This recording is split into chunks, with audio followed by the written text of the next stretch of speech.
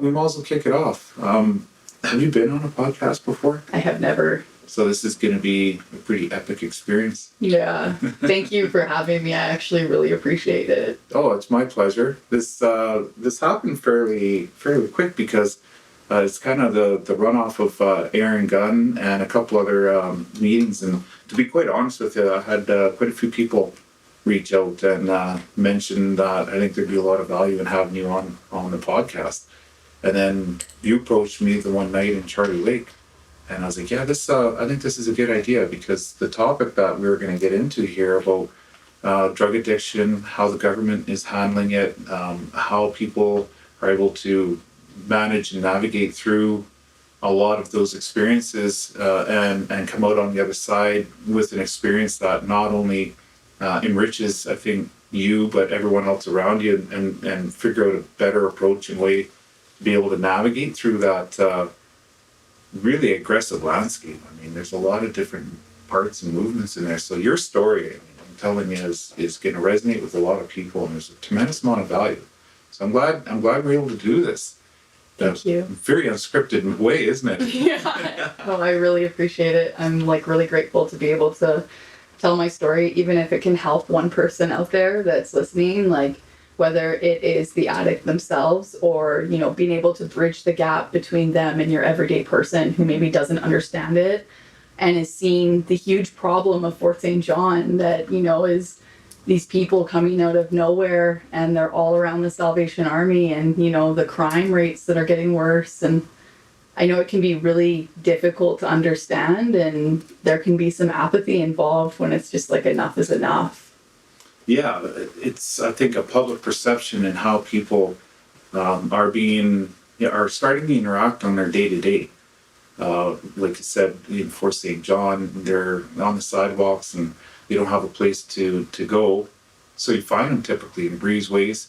And I think the whole image has two different perspectives from it. You have one that have a lot of sympathy and want to help. Having a proper approach and plan in place for that to actually take place is one thing. And then I think that's where we need to start kind of bumping, I think, what is the right approach and what does that look like? What can we do? Where do we go from here? Exactly. Is the problem just going to keep getting worse if we keep turning our backs? Mm-hmm. Something needs to be done. Well, do you think that a lot of the time people are reacting to symptoms instead of the root issue at hand? There's a problem, let's say, with homelessness. Can't have that in a certain part of town or neighborhood, so they move it, and you're not really, that was a symptom, instead of what is really the cause, what's going on here and how do we tackle that, because that's a whole lot more complicated, isn't it? It's a big problem. It's the billion-dollar question. Absolutely. So what do you think, let's kind of start out with kind of touching base on who you are and how did this have an impact on you? Okay. So do you want me to start at the beginning? Sure, or wherever you think your story begins. Let's start out with, are you from Fort St. John? No, I'm not. I've been here for 12 years. Before that, I was born and raised in Vernon and spent a lot of time up in the Yukon, so I was kind of back and forth. Fort St. John was the middle ground, and my sister lived here, and I was actually dragged up here to get away from the path that I had been heading down. You were dragged, where were you at that time when you came back up here? Vernon. Oh, okay. BC, yeah. And when you said you're dragged up to Fort St. John, was that family members or friends that recognized something was going wrong and they wanted to separate you from a crowd or maybe a lifestyle, or what did that look like? Yeah, I was really heavy into it at the time. I was an intravenous heroin addict, and I was anorexic, and my skin was translucent. I was a rack of bones. I was very sick, and I was overdosing all the time. I lived with my grandma, and, she was really ashamed of what I was going through, and she didn't want to admit it. She was in denial, and so she kind of just turned a blind eye to what I was doing. And she loved me, and she was an amazing woman, but she didn't know how to deal with what I was going through. And it was when I came up for Christmas and my sister saw me, And she called me out immediately, and she's like, "You're back on it," because they had found out a year prior that I had been using it. And I was able to talk my way out of it and said I got clean and everything else. And so they were like, "That's it. Like, you're, going to work in the patch. You're going to get a job and you're going to make something of yourself. And that's how we're going to fix this problem. You're going to come up to Fort St. John. You're not welcome in Grandma's house anymore." Wow. And I really wanted it. I knew that it was killing me. I knew I was going to die. But I just didn't know how to live without it. And it was terrifying. And the thought of living without it alone made me want to die. When you were going through that, though, did you, in the moment of that transition of going from Vernon up to Fort St. John, really push back and be difficult about it? Or was it something you realized and you were like, this is actual people wanting to help me and I'm going to go with it? Like, where was your head at with it? Was it something you wanted or you were pushing against? I knew it was a very short road where I was heading, and it was to an early grave. I wanted it. I just didn't know how to do it. And I was so afraid of my family knowing what I was going through. There was so much shame involved. And as soon as they knew about it, I was like, okay, I'm doing this. And my sister had had her first kid, and I really wanted to be a part of their life. And my grandma approached me when I was sitting in my sister's hot tub, and she was like, I was in such a dark space. I was like contemplating, killing or committing suicide. And she just said, "Kailee, please stop so that I can die happy." And that really hit home. And I actually almost dropped my sister's son when he was a newborn baby because I was nodding out. And between the two things, it made me want to get better. And, I knew that there's got to be something out there for me. I didn't know what, and I was terrified.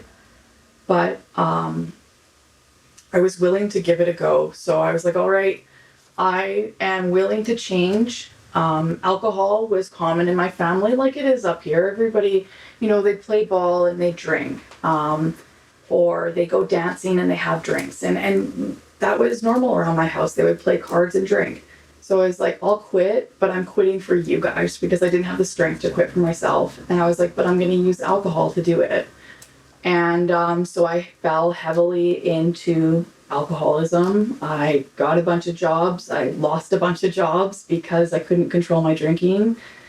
And it was a long road from there to get to recovery. I tried many, many times to clean up my life, but I was so used to the trauma and the chaos from my youth that I didn't even know where to start. And it took eight tries out of detox and rehab before I finally got it. So before you got to that realization of wanting to get out, and then obviously you had some family members that stepped in and brought you up to Fort St. John, which was, I guess, the goal of removing you from an atmosphere or environment that would have been a little bit easier to just kind of fall back into old routines. Mm-hmm. I'd like to kind of go in before that, even if you don't mind, of how did that start with? Like, what was it? What was the attraction, or even, experimenting that got you into something like that? Like, there's there has to be a progression, right? That led to where it's like, ooh, wait a minute, this went too far. I am so glad you asked that because it actually helps my brain to organize it if I just start from the beginning. Yeah. So I was raised in a household. I had my mom and my dad, and then my mom died tragically of a heart attack when she was 35 and I was 18 months old. And there's actually science behind babies going through heavy trauma before the age of 2. It changes the way that your amygdala develops, which is your fear center in your brain. It can create anxiety disorders, or it can go as far as an adult growing up with hallucinations. It changes your brain chemistry. I'm obviously not, having delusions or anything like that, but it did create some anxiety. I believe it had an effect of some sort. So there was that. And then we went to live with my grandparents, and they loved us so much. They created a good, supportive environment, but they were old. They'd had many kids and foster kids and been busy their whole life, and they loved us, and that was the main thing. A little dysfunctional, but very much love. Most families. Yeah, right? exactly. I think. Everybody has their family stuff. Yeah, exactly. And then when I was about 13, my cousin moved in, and he had been diagnosed with many mental illnesses. And he is a case that if mental institutions would have still been open, it would have dealt with a very big problem for my family, because he was constantly trying to end his life. He was smashing things, yelling. There was, it was very abusive. It was very emotionally draining. There was police at our house multiple times a week. And my grandparents didn't know what to do with him. They loved him so much that they wanted to help him. They wanted to save him, but nobody knew how. And they didn't realize what that was putting me and my sister through by having his influence around. So when you're 13 years old and you're chasing after somebody, trying to keep them alive, a 13-year-old shouldn't have to do that. I was having to do things that no 13-year-old should have to do. So eventually, my papa, when I was 16, my grandfather, he got very sick and he passed away when I was 16, just turned 16. And before that, my cousin was smoking marijuana around the house. I was smoking pot, and I started at 13. And then I became a regular stoner at 14. And around high school, people were doing ecstasy, they were drinking. There was like a lot of drug use around my high school, but it was just like the trendy youth drugs, you know, like going and having parties at somebody's house and a little bit of ecstasy and pot and whatever, which I'm not minimizing that. It can be a serious problem. No, but that's an age, I think, where it actually starts to shift from normal high school to that grade 6 and 7 seems to be where you start getting into a little bit of the party scene, and that starts to surface, right? The smoking gets introduced, and let's steal some alcohol. Exactly. Right? Or weed or whatever. That's usually the transition when if you're gonna start being exposed to that kind of stuff, that's the age it seems to be starting to surface. Exactly. So there was like that experimental factor, but that was also the I need to escape from home factor. So I wanted to go to these parties. I wanted to hang out with these friends and forget about what was happening at home. That was stressful. After my grandfather died, that hit me so hard because I'd already lost my mom, losing one of the men that, raised me. My dad was a truck driver. He was making a living that way at that time. And he wasn't around very much. So like one of the main men in my life was just gone. And my grandma told my aunt, who was in Australia at the time, that she needed to come home and deal with my cousin. So she came home and dealt with my cousin by bringing her husband and basically just mooching off of her and adding more problems. And her husband started abusing me in secret. I was very unstable. I was getting into more and more drug use. I had this boyfriend who I knew that he loved me. He was my high school sweetheart. But every time we drank, we would fight. So we would use drugs instead and a little bit of drinking still. And so there was like the abuse going on behind closed doors, me being too afraid to say anything because I had so much shame and I thought it was my fault. So there was a lot of factors going on, and which drove me more and more towards that boyfriend with experimentation. Like the first time I ever tried opiates was when I was 14 years old. And I convinced myself with my boyfriend's help that, a doctor prescribed this for somebody's pain. It's not going to kill us. We know what's in it. And, why not take it and see what it's like? Experiment. You're not going to get addicted just from one time trying it. Yeah. So that was the first time when I was 14 before we were actually dating. And then after my grandfather died and the abuse was happening at home from, multiple factors, I just went more and more towards it. And it was a slippery slope. We were partying with friends, drinking ecstasy once in a while. We tried like cocaine. We even tried meth one time, didn't realize that it was meth. And we settled on OxyContin. We were like, hey, I kind of like this. It's it's not that expensive. We can do it every once in a while. So instead of drinking on weekends, we started doing OxyContin on weekends, and we would snort it. And then it started turning into every few days. And then, we were starting to get the sweats when we didn't do it. And then you're not like, well, you just justify it constantly. And it's a slippery slope, and you keep justifying it and that it could be worse. And then before you know it, my boyfriend talked me into doing heroin. He said, Kailee, it's so much cheaper if we just do this. We'll just do it every once in a while. And so I was like, okay, why not? And it ended up being pretty much the same experience. So I was like, who cares? Why not? 6 months later, if we just tried using a needle, like I was afraid of needles. And he's like, if we just did this, we'll stop it. We'll get it under control once every 2 weeks. I just want to try it. I want to experience what this is like. I hear so many great things, and all the great musicians do it. That was the stories I was hearing. And I said no so many times. And then eventually I said, yeah, what the hell? And I knew the first time after I used a needle that I was done for, that there was no coming back from that. I turned into an empty shell of myself where I had no say anymore. It was, I know it was a version of me, but it felt like there was like a demon in my mind that was in control of me. And you would have had to chain me to a bed to get me to, stop. There was nothing that could have prevented me from going out and buying another point. That level of that grip that something like that has, was it, you mentioned with the heroin, there was that moment, it almost seemed like there was some procrastination, but it wasn't a very big step. And then it was a crossover all of a sudden to where, to be able to push against that, but you're always now in a bit of a routine of trying things and being able to keep it within check and control, and having that ability, if it got too far, I still have the ability to pull back. Until all of a sudden that just got to a point of where, boom, all of a sudden it was like, uh-oh.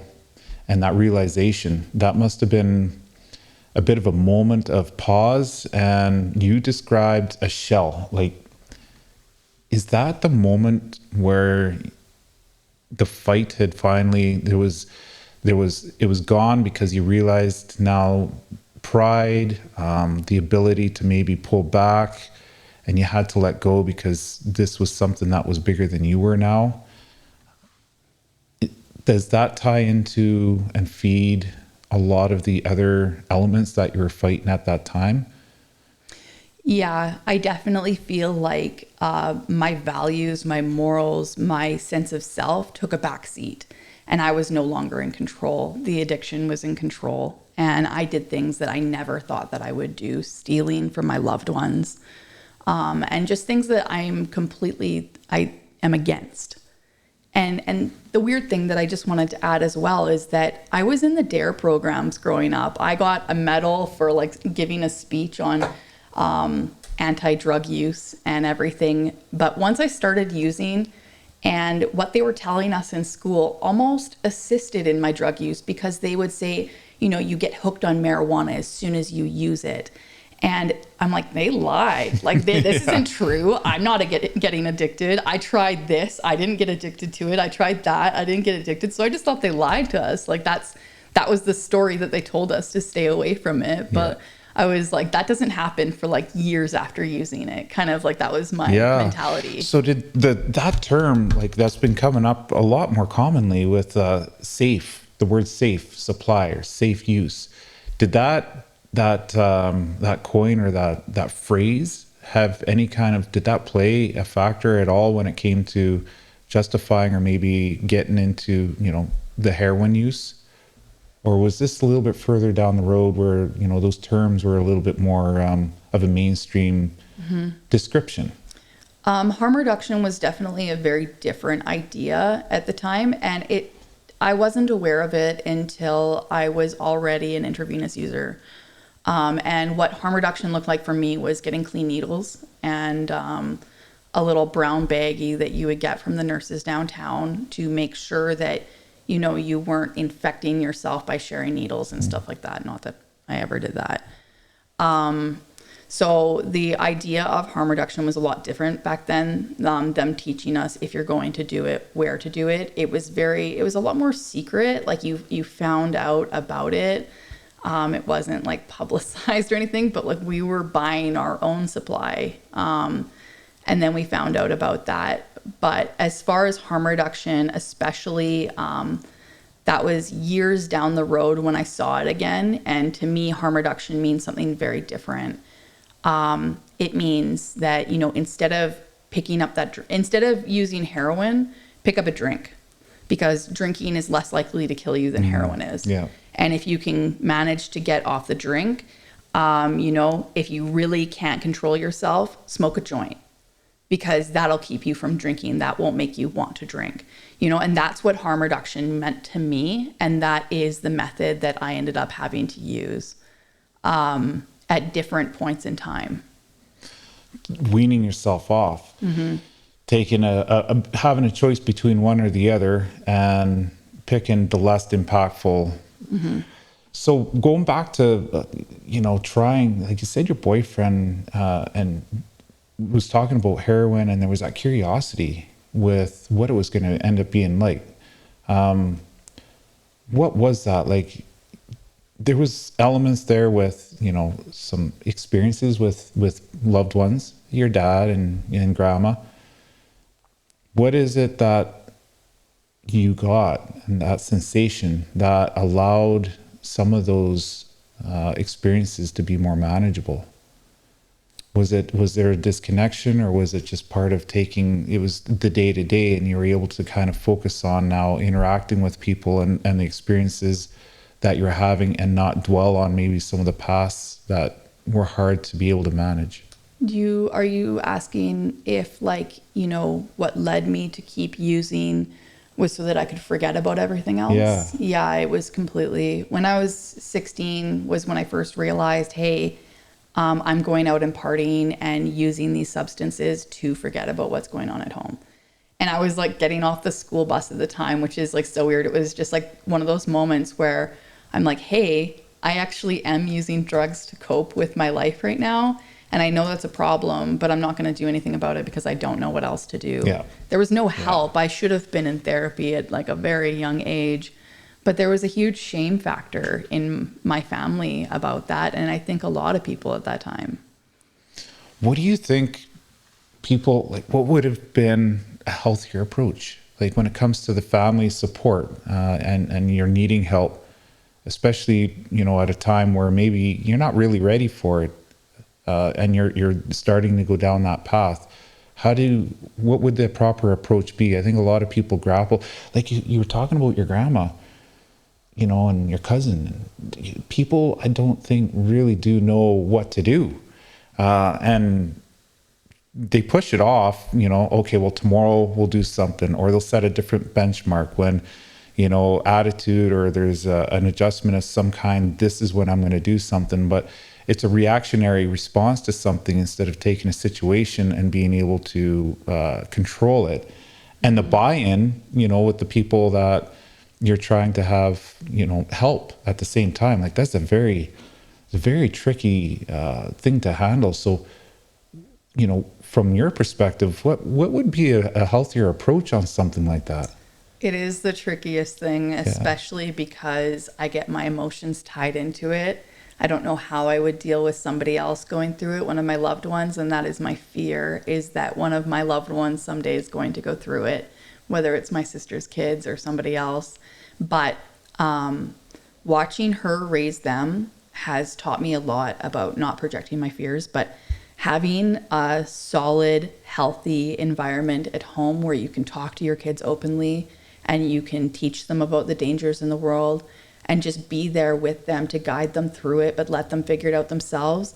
But also keeping them involved in sports, watching the crowds that they hang out with, not like helicopter parents, but making sure that your children are hanging out with good influences. And mine were definitely not. And not being too shameful if something has happened to your child. I wish that my grandparents just would have saw that I was an unhappy child and that I probably needed to talk to a counselor. And when I got to high school, I actually was talking to a counselor there, but I wish that would have been more involved in my life.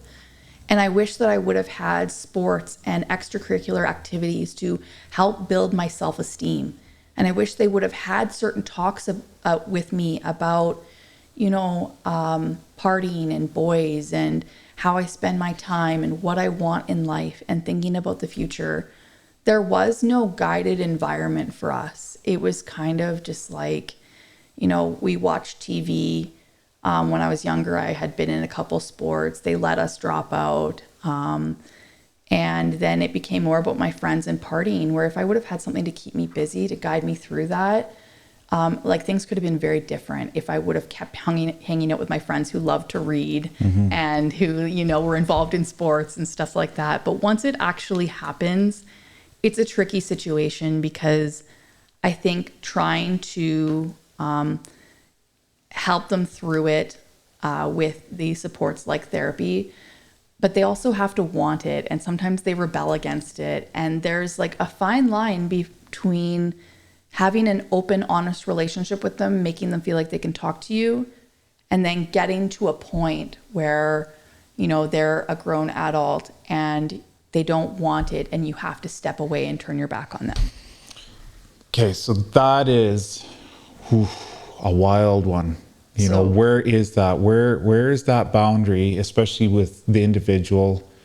How do you not be overbearing, but step back, and most importantly, allow people to make the choices for themselves without stepping in and enabling a certain maybe behavior, without actually allowing something to go unchecked? I mean, that's and I think one of the things that I've noticed nowadays that is a little bit more prominent to, like, even, a little bit before, 10, 15 years ago, or even sooner, 20 years, is the family as a unit when it comes to, a mother, a father, just a family, maybe grandparents, is starting to deteriorate in a way where you have two parents working.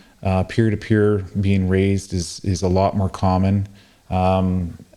It's a little bit more of, if both parents have to work, you hire someone to pick them up, where there's that disconnection of where the realization that maybe there needs to be more interaction and support isn't there. It's a lot tougher. Everybody's so busy.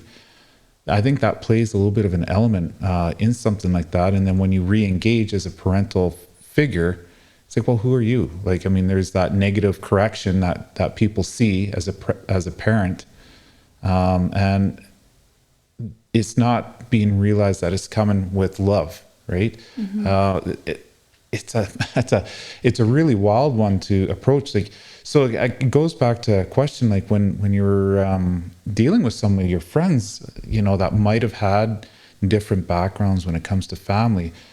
Did you see some of that, play out as maybe a lack of support, or what was that environment like? 100%. I think in general, we are losing sense of community in our society in general. I think that is where the church is really great, is there's such a strong sense of community within them, and everybody's helping each other, from what I have seen at least.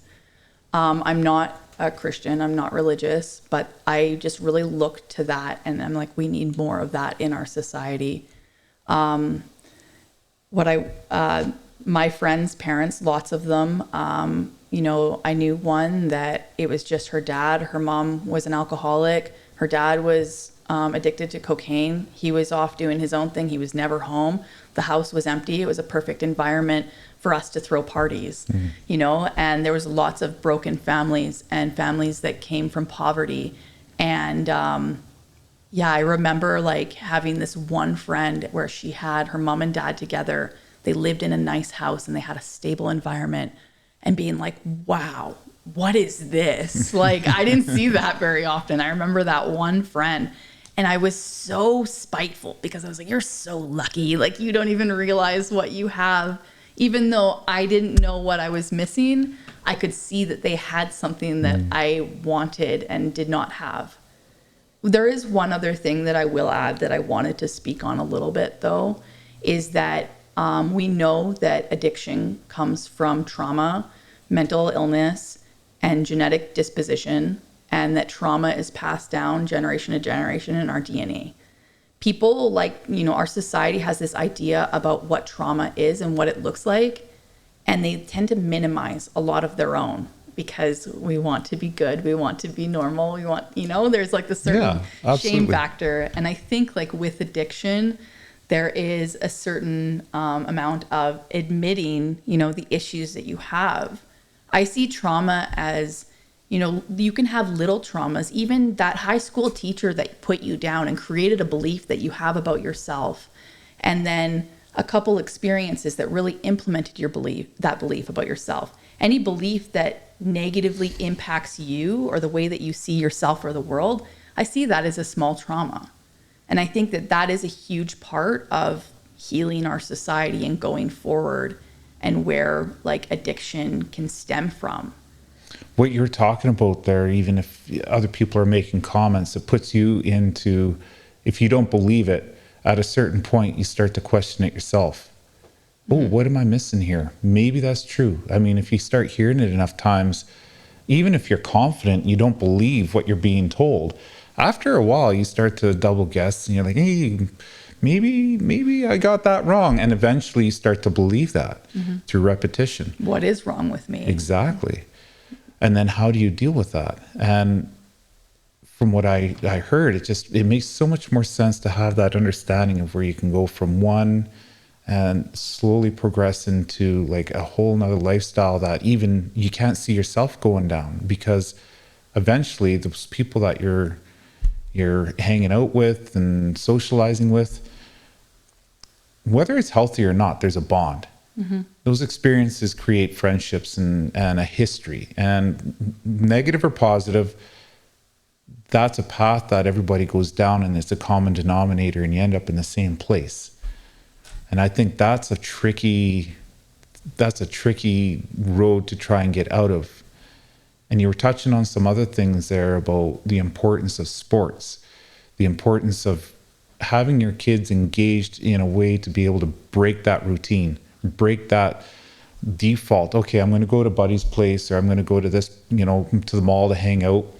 And it's not so much a boredom and giving kids something to do, is breaking that pattern of now you are sharing experiences with other people that might be a little bit more in of a better environment. Sports is obviously, I think, probably one of the most important that would have that ability to get you in with other people, other peers, maybe even another support system outside of, the family unit.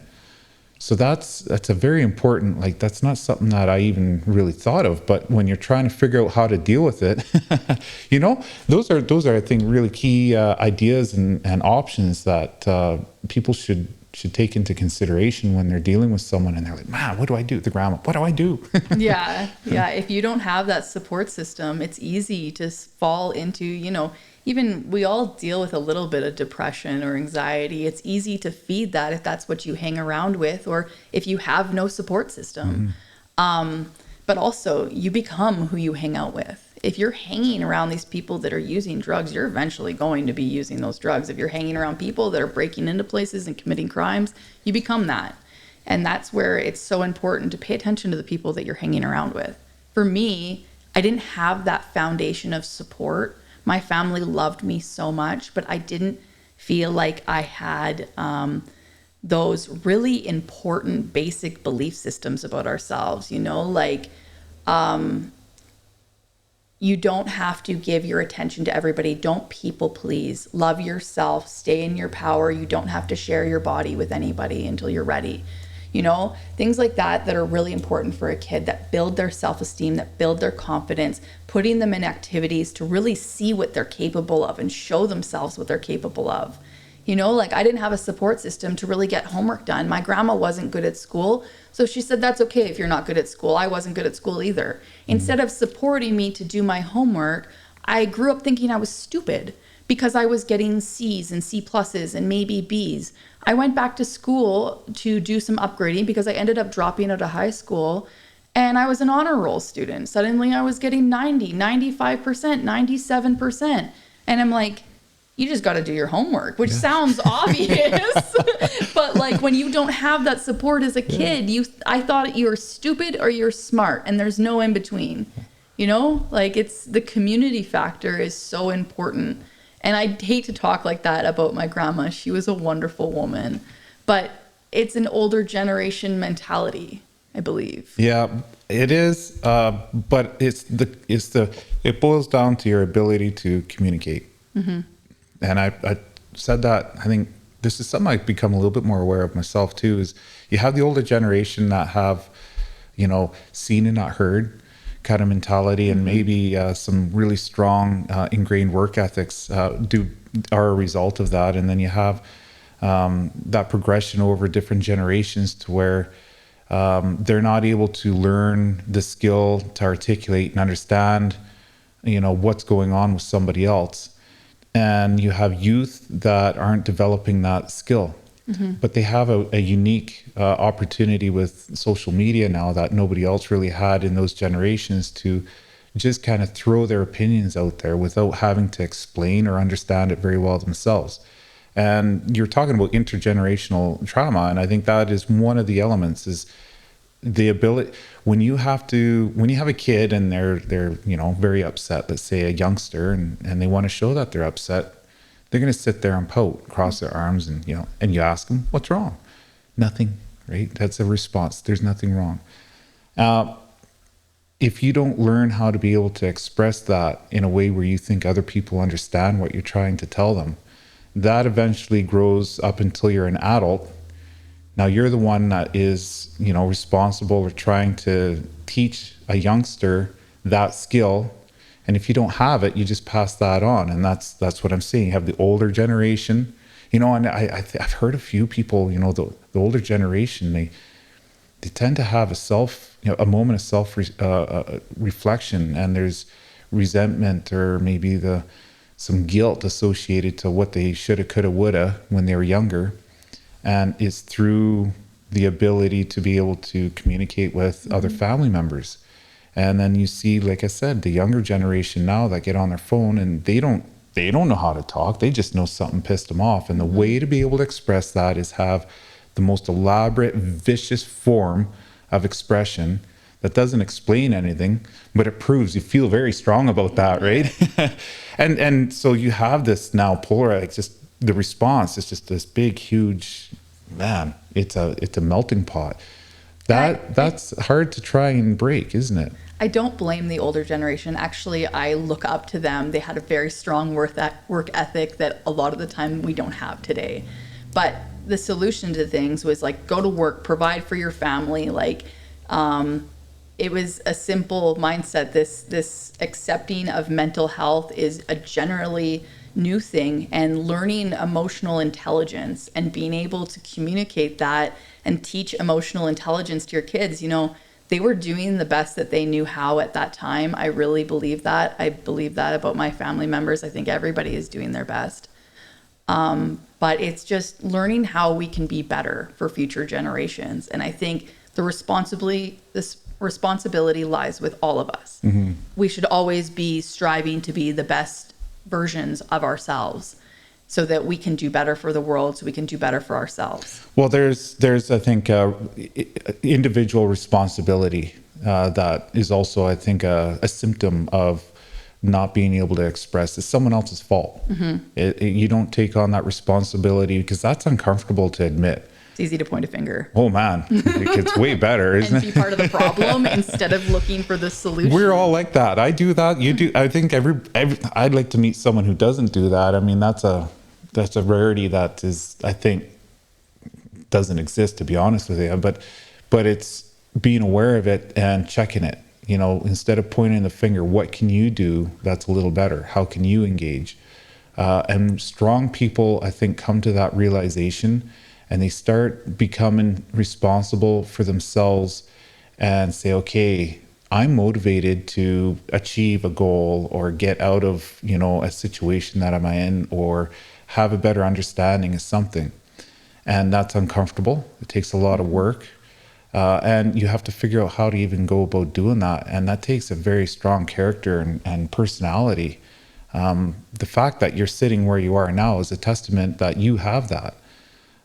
You got to, like, just from your story so far, you know, with the path that got you to where you were, and then now where you are now, that's not only a feat, but I think a sense of strength that goes unnoticed. It's easy to go unnoticed.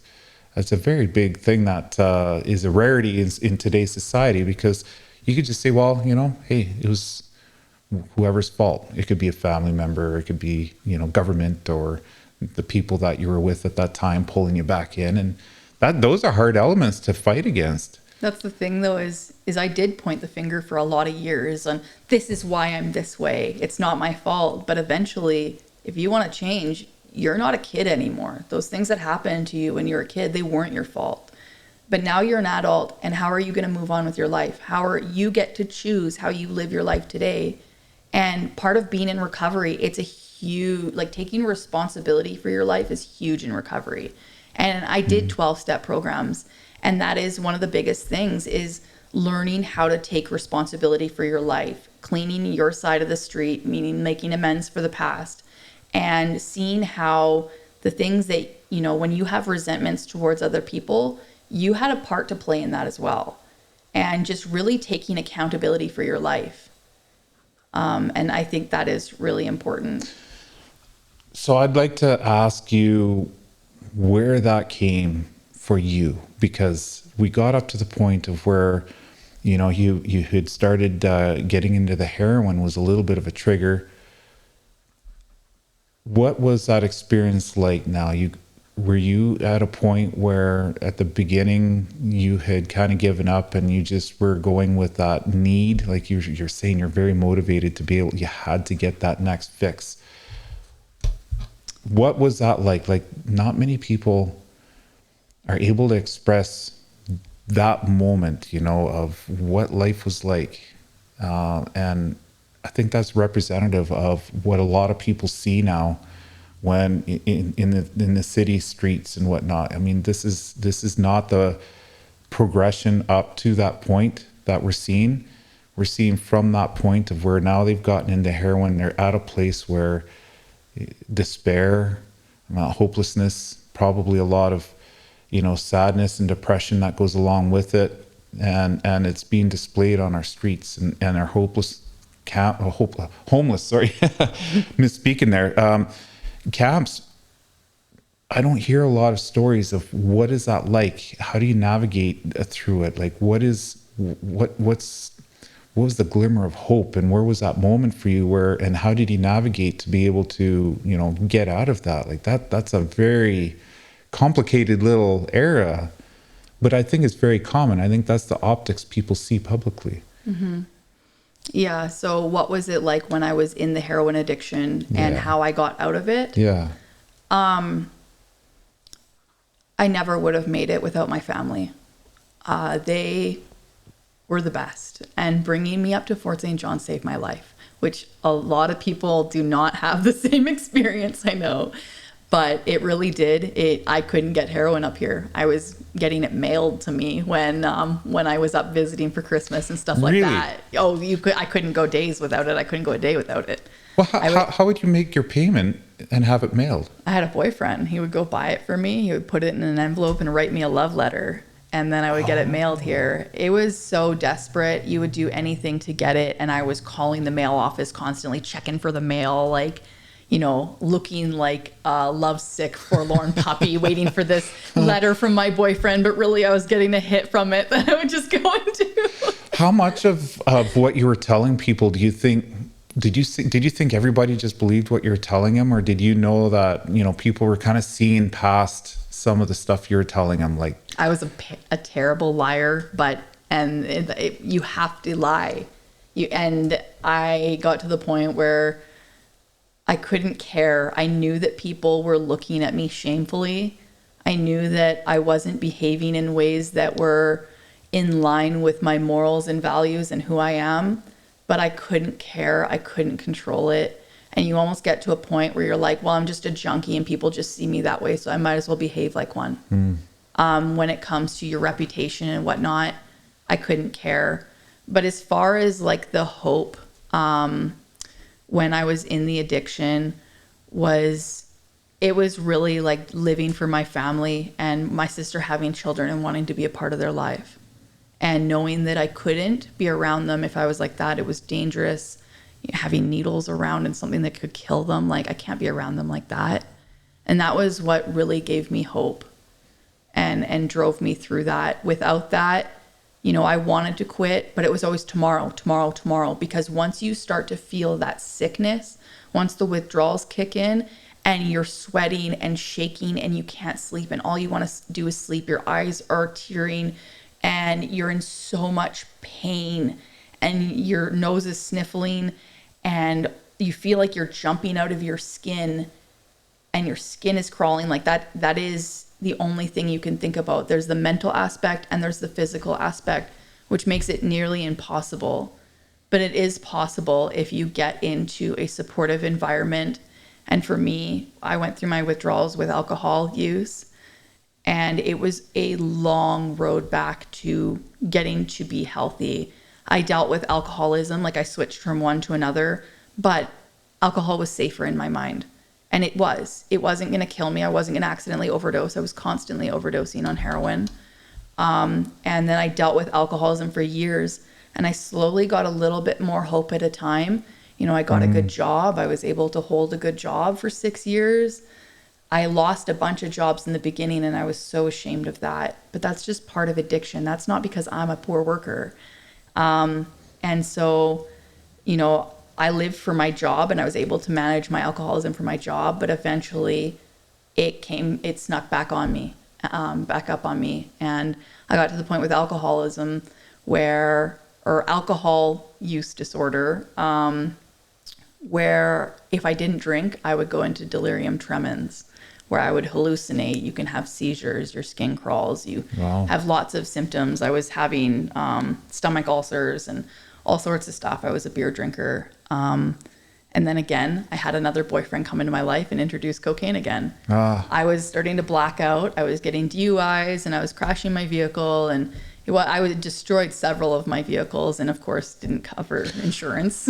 Well, I think the part of the what was that term you used again? The harm reduction, as far as an alternative, there is and this is probably a curiosity I have too, is that I almost look at it like they would after time go hand in hand. Like if you go to the bar, quite often if you're drinking, you got to have a smoke.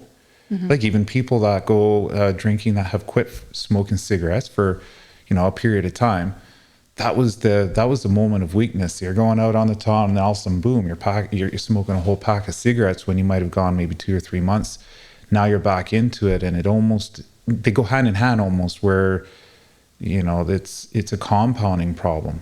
So how did you control where one versus the other, you're able to have one without the other, without the two of them complementing each other? Heroin is not a party drug. And if you drink when you're on heroin, you're at risk of like overdosing and dying. You could pass out and you could stop breathing. It does not feel good to mix them. You can feel like as soon as I would have one beer, I could feel something changing in my body, and it did not feel good. So I did not want to mix heroin. And it's the type of drug that you feel so much pleasure and euphoria that you are happy doing absolutely nothing. So you go home and you shoot up and you watch TV and you fall asleep. And that is the cycle of it, is like you're just happy doing nothing because it feels like, the gods have come and wrapped this nice warm blanket around you and every little thing is going to be okay in the world. And it's the most pleasurable experience that you could have in life. And there's nothing that compares to that feeling. So of course, when everything around you sucks, of course you're going to keep going back to that feeling. Yeah. So that did not pair with the alcohol, but cocaine did, especially in this area. Lots of people mix it. And cocaine also helps with, when you're drinking heavily, because you don't lose your memories. You don't black out, and you're actually more in control of yourself. And I know how laughable that sounds.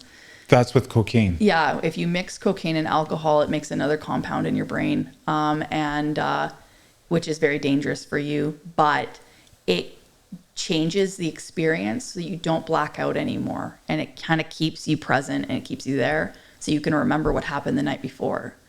So once I got into cocaine, I'm actually so glad it happened because I don't know if I would be here if it didn't. Really? Because I was starting to black out even with 6 beers. I was like 16 beer a day, heavy days 2-4. Like it was beer all day, every day from morning to night if I had it my choice. And there was times when I would go to detox and I would dry out. I even got 6 months of sobriety and but anyways, something always brought me back. But then once I mixed cocaine with it, it was so hard financially to keep going. And I was going to work during the day to go and do blow all night. And it was just enough to support my habit. I was putting like 14 grand up my nose in 3 weeks, taking out loans that I could, doing everything. I owned a house and I wasn't able to pay my mortgage. And it compounded, and to the point where I made things so difficult for myself. I was creating so much chaos by inviting abusive boyfriends into my life and paying for them and doing this and just more and more destructive that I was so empty and lonely at the end that I just wanted to die. And I was like, anything's got to be better than this. And that was what every door kept slamming in my face. Every avenue that I tried to go down to get more money to I was thinking about different careers or a different boyfriend. Anything that I was doing to make myself happy wasn't working out. The one door that opened was rehab.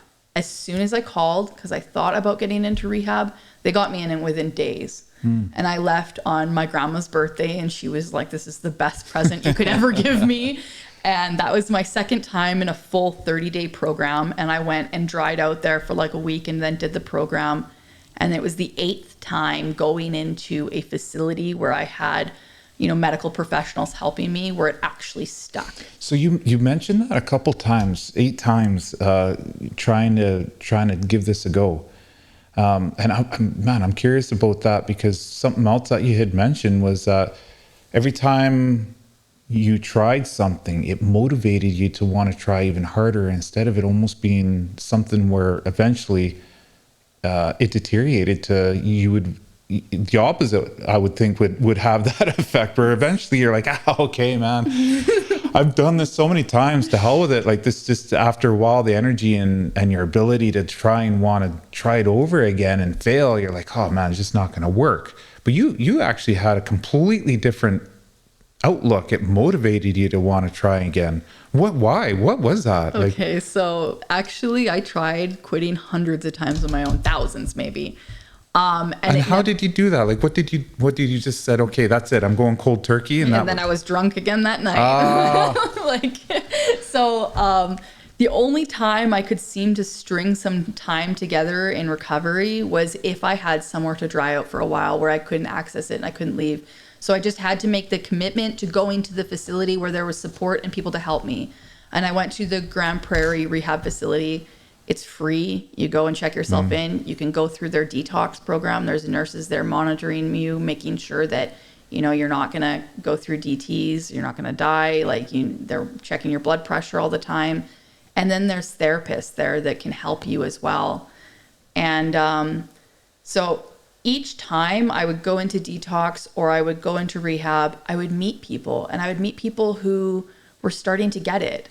And I would go to AA meetings, sorry, I shouldn't say that, 12-step meetings in-house. And at first I was like, these are stupid. These people don't get me. I'm way too messed up for this. Like, fuck this, man. And I was so closed-minded to it. I was like, ain't no meeting gonna fix what's going on here. Like, I'm way too broken for this. And like, I knew I was broken and like messed up and crazy. But then eventually I met people who were really committed to the program, and I looked up to them, and I was like, slowly you are forced to go to meetings when you're in detox. And I started hearing messages that sounded like mine. And because when I went to AA before, I'm like, these old drunks sitting around a table and, sharing their story. Like, my story doesn't look like yours. And that was it kept me out because I differentiated myself from them. I'm not like you. I'm special. Yeah. I'm different. And then being around more people that shared stories just like mine, that were going to meetings and getting better, and, you know, getting the support from the community, and, you know, doing steps from these different 12-step meetings, it started sinking in. And then when I strung 6 months together, it was a freedom unlike I'd never known. Even though I was crying every day, even barely holding it together, zero stress tolerance, I got a glimpse of what life could be like for myself. And as soon as I got clean, my sister came back. I got to a point in addiction where she's like, Kailee, I got to walk away. I can't have you around my kids. This is not a safe, healthy environment for them. And I got to do this for my kids. And it was the hardest thing ever, but it was the best thing for me because I wanted to be involved in their lives. I wanted her in my life, and it became a lot lonelier without her. So that was a huge motivating factor. And when I got those 6 months together, I just saw what life could be like for myself, even though I was so messed up. But I was going to meetings and therapy and doing everything that I possibly could that might help this. And you got to fight for it. As hard as you fought to get your next supply, your next dose, you got to fight that much and harder to keep your recovery. And all of my energy went into that. And then I relapsed. I met another guy and I relapsed. I met him in within a week. And when you relapse, you're making up for lost time. You might slowly slip into it for the first couple of days, and then you're off to the races and you're drinking more than you even were before, or using more than you even were before. Wow. I've heard that actually quite a few times. I think people, it's with a lot of different things, and I don't want to use diet as an example, but there's, I think, a lot of similarities, because when you're eating, sugar is an addiction. Your body it's a physical reaction, and it's also a mental one where you need to, like you said, you got to make up, and you go way overboard in the opposite direction, because once you get going, it's a runaway, and the self-control just dissipates until you get to a point of fulfillment. The dangerous part is that fulfillment, it could vary from one person to the other, and it can lead in, death, or, how do you put that into check? Like it's a very real thing that I think is underestimated, is the relapse, the bounce back, getting back in there and binging. What was that? Did you have to hit a certain point with that where, like, how do you get out of that? I hit bottom again and again and again. It gets deeper each time, and it gets worse each time. It can always get worse. You think it can't get worse, it can get worse. And each time I hit a bottom, which was when I decided to go back to detox because there was nowhere else to turn. And that was, things have to get pretty bad for you to want to stop. And if things are going great, why would you stop when your life is going great? You don't want to try to go into recovery when things are fantastic, but you've got an itty bitty problem. And people like to think about, they see these people on the street that are addicted to crack and cocaine and, heroin and meth, and they like to see themselves as so much different. But addiction is a spiritual malady, is what they say. And it can look very different. I had the addiction to heroin and all the hard drugs, but then I also had addictions to food. I had addictions to men, to shopping. I had to deal with all of my addictions, everything that is reaching outside of yourself for more. And that is still a fight that I face today. And I think that I will for the rest of my life, but it gets easier with time. And it gets to a level where, like, I never thought I could get here and be this healthy. And that sense of accomplishment, I mean, especially when you hit that 6 month timeline, that must have been an accomplishment that allowed you to just realize, I can do this. I hadn't been sober since I was 13. Wow. That was the first time that I got sober for 6 months since I was 13 years old. I didn't know what sober looked like. I had no idea. I had so much social anxiety and everything going on because I didn't know who I was. I was just a little girl, about 16-year-old mentality, walking around in a 25-year-old body. It was huge at that time. And then when I relapsed, all I wanted was to get that back. All I wanted was to get that time back and get back in there and, you know, fight for myself again. And it took 8 months. I was able to get back, you know, constantly trying to get out, but I had a boyfriend that was dragging me down and that was super abusive and taking advantage of me. And I can point the finger at him, but I invited him into my life. And I just wanted somebody to put up with my drinking and my bullshit. I didn't want to be alone. I was so afraid of being alone, and everybody was turning their backs on me. So I needed somebody. So of course you attract somebody else that's fucked up. Yeah. But finally, 8 months later, I was able to get back into rehab, and it stuck that time. And it was not easy. It was not easy. I had to fight for it. And there's a lot of things that I did afterwards that would be considered that I wasn't in recovery anymore, that I had relapsed, but they were forms of harm reduction that I don't think that everybody's journey looks alike. We're all very different. We have very different experiences. And when you go to some of these 12-step programs, they think that you lack honesty if you're not able to stay in the program. And there's a lot of shame around that. I'm not bashing them. I love them. They saved me. I have met so many incredible people, and I really believe in them, and they are a part of recovery. But there's this idea that that is all you need. And I believe that there's all these different kinds of therapy, and you're a complex person, so you need more than just that. And I left those groups when I found that I couldn't share everything that was helping me. It was kind of shameful, and I was told to keep quiet about it. Why would I keep quiet about something that is saving my life? Yeah. That is contributing to me fighting for my life. So what was it about recovery? Like, that sounds like there's a multifaceted approach. It's not just cleaning up. They're the support system did they give you recognize and give you the ability and the tools to be able to say, okay, these are all the elements that I'm having problems with, and then allow you to be able to figure out how to deal with them on a bit more of an individual basis? Like, you know, you mentioned a few things there. The boyfriend, you know, the drug addiction, like all these different elements that are coming together that you have to be able to fight simultaneously almost to make it land and be successful. You got to throw out your entire life and everything that you know. And the only thing that matters is your recovery. That is the only thing, that is the top thing, whether you got to lose your job, whether you got to lose your home, your boyfriend, your friends. I had to get rid of all of my party friends, all the people that I was hanging out with, the boyfriend. Anything that did not aid in my recovery was hindering it. I had to get rid of all of it, and I had to change everything. But we're like an onion, like you peel back the layers and then you start seeing the issues that you're having, and it's a deal with on, you know, case by case basis, basically. And I saw these things that were holding me down. But yeah, your recovery just has to come before anything else in life. It has to be number one.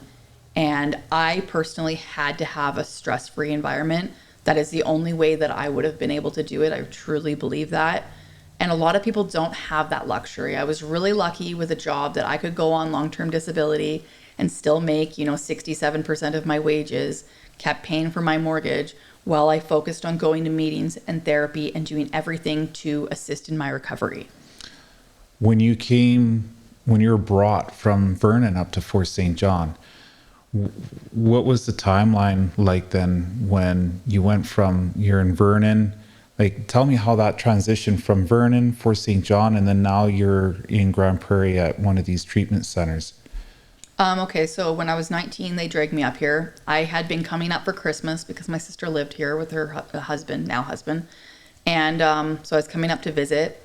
And then, February 2012, I moved up here permanently.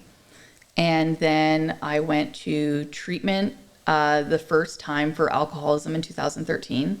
So I did try. Actually, I made it a few months then as well, but I thought that the key to fixing myself was just drying out, getting in shape, and I thought that somebody would love me, but I didn't work on any of the mental stuff. You know, drying out is huge, but you got to work on what's going on in your head, and that's where your problems lie.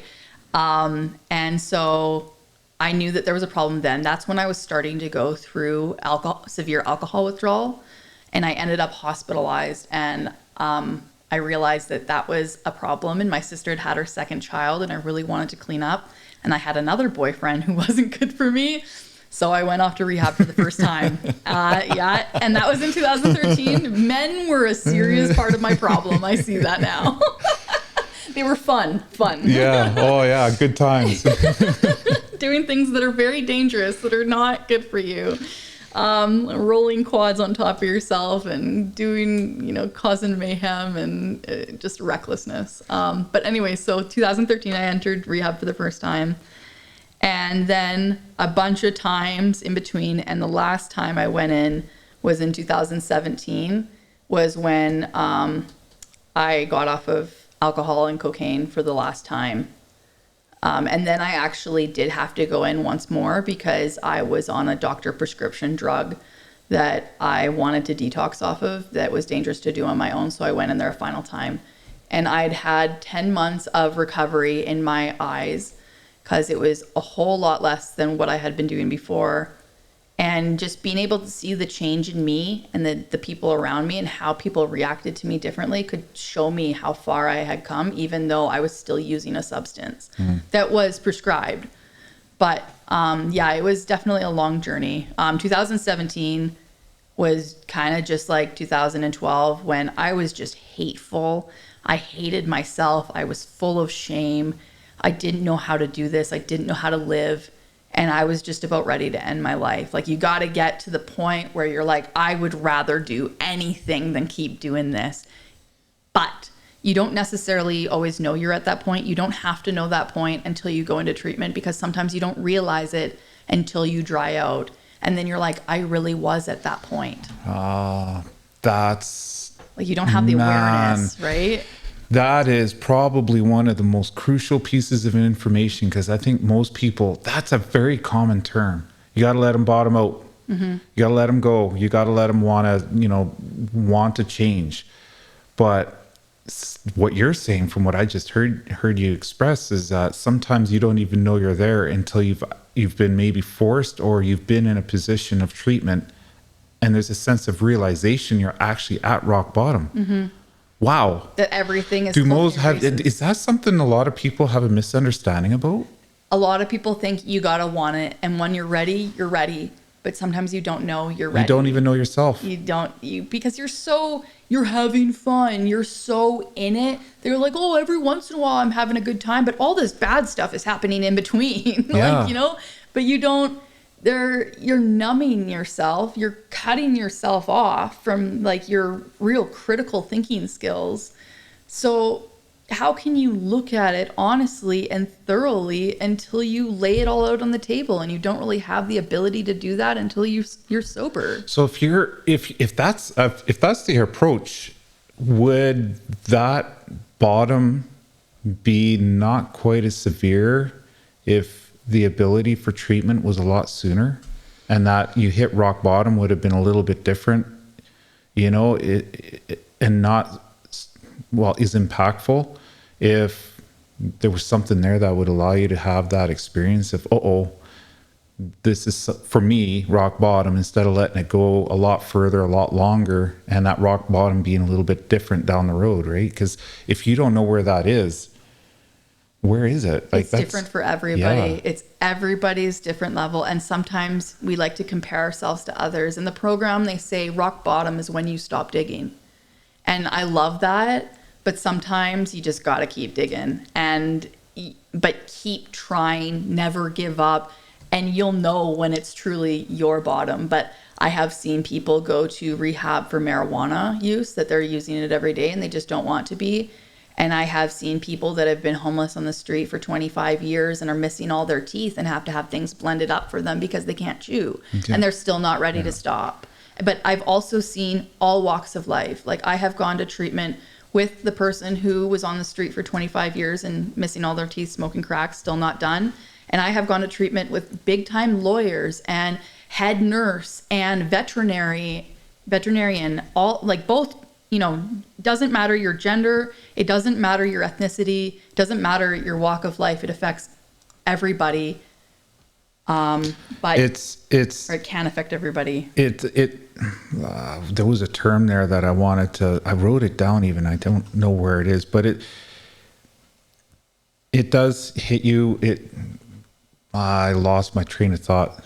I will say though that like the people on the street, they are just the people that have, I believe, I don't know this for a fact, but I just think that they're carrying around so much trauma and mental health issues and lack of support that they're, like you said, completely hopeless and they don't see a happy ending in sight for them. They've just given up and they're willing to go along with it to the bitter end. Yeah.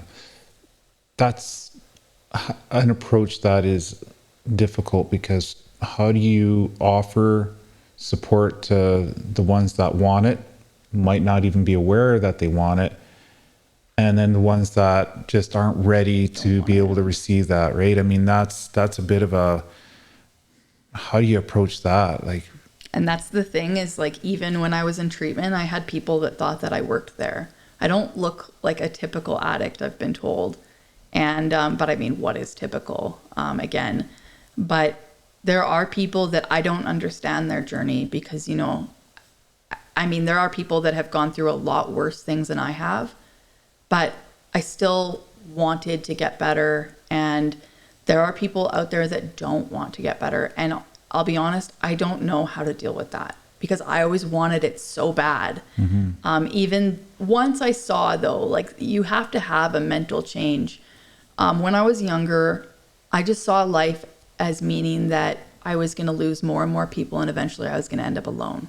I didn't see that I was going to have the opportunity to have a beautiful career and travel the world and find hobbies and things to do that I loved. Maybe, you know, have children or don't and like live a happy life. I didn't see that. I just saw time moving on as me losing more people and more shitty things happening. And so I think that people, you know, maybe people on the street have the same thing. They don't think that there's anything good in the cards for them because they've never had that. or the ability to achieve maybe the goals that they're setting out, like that 6 months that you had in that time. I'm sure when you get it, it's unattainable at the beginning of that journey. It feels You know going what I mean? through the day without Overwhelming, exactly. So Yeah. how do you imagine a whole life of independency when you're in the moment at that time where, like you said, I mean, hour to hour, or at least day by day? It is hour to hour. It is minute to minute sometimes. When you first start out, it is constant. You have to be conscious of it and you have to have a support system. You cannot do this alone. So let's talk on the two differences that were touched on specifically with this Aaron Gunn documentary that he had, because I think there was some really good takeaways there. I'd like to touch on the differences on provincial. So the difference, you mentioned you were in Grand Prairie, Alberta, versus BC's approach right now, where it's pretty much just a free supply of safe drugs. What is your opinion on each approach? Like, where's their value, drawbacks? Where's like let's start out with maybe your experience, because it was in Alberta, correct? And okay, so with that approach, what were the good positives with the provincial, I think, way of dealing with this? In Alberta? Yeah. Alberta, you go to see a doctor, they don't rush you through there. They listen to everything you're saying. They get you in right away. They have professionals that care, that aren't overworked. And I don't know how they charge, but I know here it's like you want to pump the patients through as fast as possible. In Alberta, their healthcare is great. And that rehab facility is amazing. Anybody that wants to go to treatment, at the time that I was getting clean, they had to go down to Vancouver and they had to go and live in one of the recovery houses down there. There wasn't anywhere local. I didn't want to go down to Vancouver. And the cost of some of these places are just crazy. And so I had been doing a lot of research on like the cost of different places for me to get into. And I was lucky enough that my company paid for me to go to treatment in Grand Prairie. And they had this special one that was like for professionals that was more in depth. And it was $6,000. And so once I found that, I was really happy to go and do it. But in Alberta, they also have a program there that's funded. You pay $900 for your stay, which is just your room and board. And you get a free 20-day treatment program. And even being from BC, it was free for me to go and detox there, which I love, like, is great. Like, we need more of that. We didn't have any supports here. I had one doctor one time after like using a needle that gave me a bad reaction, and it was actually in Fort St. John. I had relapsed, and he tried to get me to stay in the hospital, but they don't have the setup here to help people with that. And you're more of a burden. And the reaction that I got from the nurses here, I tried to get myself on like methadone or Suboxone or anything. That was what they were offering, methadone at the time when I first got up here. So I went to the hospital just trying to get myself on methadone. I was shamed and kicked out, and like they had such an attitude towards me, and I get it. They're overworked. They're dealing with a lot of problems. I don't know what they're dealing with. And I know that they have had to babysit a lot of people in there. But I was 21 years old, and I was going through delirium tremens. I was hallucinating. I didn't know what was happening to me. And the treatment that I received in Fort St. John was awful. I was left in a room alone. And then when I was still hallucinating days later, they were just like, you need to go get into like a rehab program. But I didn't know where to start. There was nothing, there was no supports for me to get that set up. And they just sent me back home. When you're hallucinating, and you're on your own and you're driving yourself around, like the system was not set up to help. That seems pretty wild, eh? Yeah, it was awful. It was really awful. And then it makes it more shameful to go and get the help when they're just kicking you out and they're not helping anyways. Or you sit in, the ER for 9 hours, and then somebody comes from mental health and addictions, a counselor comes and talks to you for 20 minutes and that's it. When you're getting to that point of just like ready to end it all. Like I had lots of that, and there was not very good support set up in this town. Do you think it's this town, or do you think it's the province? I'll just get you to pull in that mic though quickly. At the time, in Vernon, you were able to get on methadone, and I never explored a lot of the treatments down there because I wouldn't have been able to leave Vernon, and I didn't want my family to know about me being on this medication. But I have always thought, like, I go to the Yukon regularly. I know what the medical system is like up there. They are incredible. You go in there with a problem and they want to know about everything. They want to test everything and make sure that you're okay. And they take the time of day to really do a thorough examination, even if they're like, I don't think it's this, but we'll check it out anyways.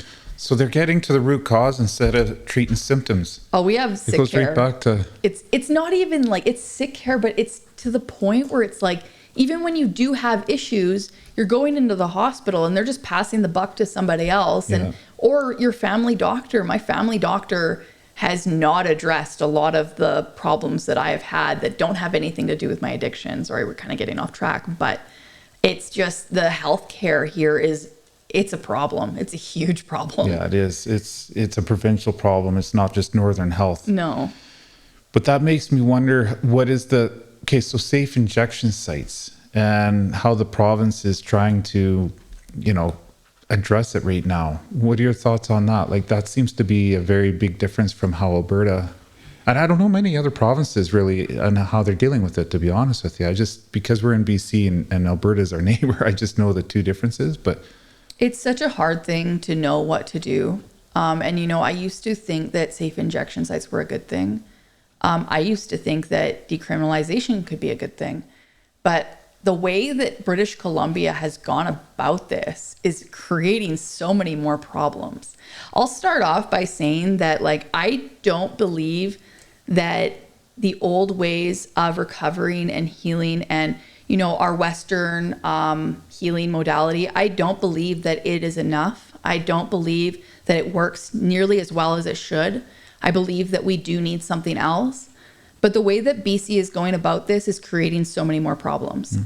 You can't, like safe injection sites, you're helping prevent people from overdosing before, while they're still using. But when there's no supports to get to the crux of the problem and get them into treatment, you're not doing anything to fix it. Yeah. You're not fixing the problem.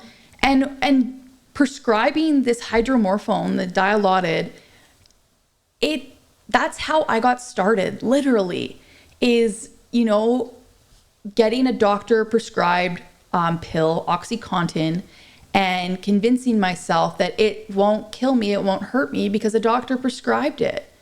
All they're doing with this safe supply is, why would people want to like sober up when they're having a heyday? They've got all their drugs, they're just going to keep going. It's what you had mentioned earlier. When you're having a good time, you got to be able to come to a sense of awareness in a moment where you want the help and that you can make the change, or not the change, reach out. Yeah. And be able to source out what the help is, instead of always being in that state of euphoria endlessly. Which, even that, you take more and more to get high, and it can get dangerous because then you start overdosing and that party doesn't continue on the same way. It still does get bad, but I believe they could be preventing people from getting the help they need, especially because with that Canada's Dying documentary we saw, that people are just selling their Dilaudid to go and get fentanyl. I don't know what the solution is.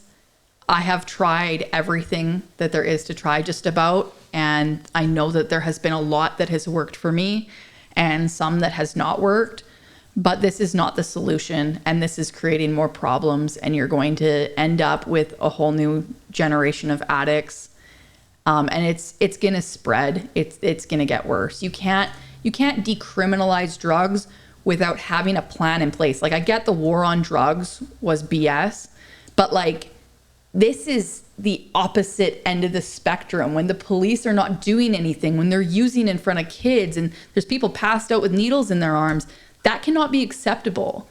And where I used to turn to was what Portugal did. And I am not that familiar with it, but I know they decriminalized it and they put money into the rehabilitation systems. Why is there no funding going into rehabilitation systems? Why is there no funding going into helping people get clean and getting to the crux of the problem? I understand it's hard, and I understand this fentanyl is unlike, other drugs. It's supposed to be like 50 times heavier than heroin even. And for how hard I fought to get off of heroin, I can't even imagine what that would be like. I did do heroin that had fentanyl in it, but I don't think it was anything like this, what we're seeing on the streets. But I do know that switching them to Dilaudid is not the solution, because you're just continuing the cycle. And I don't understand why they would do it with something that's even stronger than OxyContin. That documentary, Canada is Dying, that Aaron Gunn did, when you watched it, what did you think? What scared the shit out of me. Did it? What about it? It really scared me. I had no idea this was going on. I live under a rock, and that is part of my recovery, is part of my happiness, is staying in my own lane, be the change I want to see in the world, and just living my life and doing my good. Yeah, absolutely. But I think a lot of people share that. But finding out that, I just had this feeling of dread. Like, I knew that the problem was getting worse and worse, and that we were going to have to deal with it. And that's something that I really wanted to do. I have wanted to look into opening a rehab facility or seeing what that journey would look like.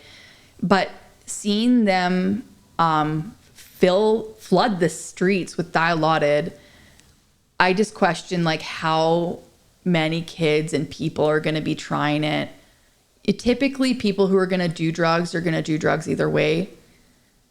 But there's that curiosity factor with vulnerable children. There's so many unhappy households with kids that are going through trauma that are looking for a way of escape. Like, I see opioids on a whole other level, and it is a hard, long fight back. And them putting more out there so that somebody gets a safe supply is bullshit. At least with fentanyl and people overdosing, it instills fear in the people who are trying drugs for the first time, because they're not going to want to go and get fentanyl. My biggest priority was to stay away from heroin and fentanyl because I didn't want to die. And I knew that if I went back to that I was going to die. I overdosed a bunch of times. There was almost no coming back from that. And I know that there would be no coming back if I went back to it. Flooding the streets with something where you know what's in it, you know the dose, you know if you take it you're not going to die, and that it's going to feel really good. how stupid is that? You're Yeah. going to have a lot of curious teenagers. And that's what worries me is what the future looks like for my sister's children, for children in general. Like Yeah. we're just perpetuating and like amplifying the problem. Yeah, those are good points to make. And what, like when you were watching the documentary, were there elements in it that you were able to relate to, and you're like, okay, he got it spot on? Yeah. Or was there elements in it where you're like, okay, there needs to be, that wasn't quite accurate? Or with it, was it did you walk away going, okay, that was very well done, that was something that, you know, I'd like people to see? Or is there corrections in the narrative, or maybe the story, or elements in it that were needing to be kind of checked a little bit? I think it was very well done, and I want people to watch it. And for the most part, like, it really hit home, and he did a really good job. There was a lot of hate towards, safe injection sites, and I don't know how I feel about them, and that's okay. I think that if we had rehab facilities in place and people that are waiting to get treatment, just to be able to go somewhere and have somewhere safe to use until they get into treatment, I see a place for that, not all over the place. That's not the solution. That's a tiny baby step just to keep them alive until they can get the help they need. And there was a lot of like hate over that, but my perspective kind of changed on that to more of a negative view because of and same with the decriminalization. I get not locking people up because they need help, but this is not taking the stigma away. This is enabling. This is incredible enabling and making the problem so much worse than it was before. Yeah, well, the documentary, I agree. I think that the documentary was extremely well done. I'm not too sure there's too many people that could have done a better job, to be honest with you, with the way he was able to navigate through explaining the problem and the stories and getting perspectives and inputs from very important people. It's very logical as well. Yeah. And he said, some people jump passionately to, there's a narrative. This is what they want. They want us hooked. They get so passionate and emotional, and it almost becomes illogical because this is their plan. This is, where he's like, no, this is an ideology. Everybody has a different viewpoint. I can't say that they don't have their own agenda, but this is, everybody has different thoughts on it. And a lot of it is an ideology. Well, he's getting a lot of pushback as far as the censorship end of things and the general stigma that goes with that documentary that it seems to be generating is one where it's polarizing and inaccurate, which is why I asked you what your thoughts were on it, because I didn't see it like that. But if there's areas that are inaccurate, it's nice to touch on. But I think it was very well done, and I'm a little bit surprised that something like that is being stifled. Like, if you really wanted to know, I guess an honest question is, I would like to see more of that kind of stuff within our school system and curriculum that would highlight, I think, a lot more of what that actually entails. Educate people. And it starts with actual fact-based information instead of, from what I could tell, a narrative, because it's got a political stigma around it. It's a social issue, and it doesn't really, social issues aren't getting it right when you're trying to be reactive with it.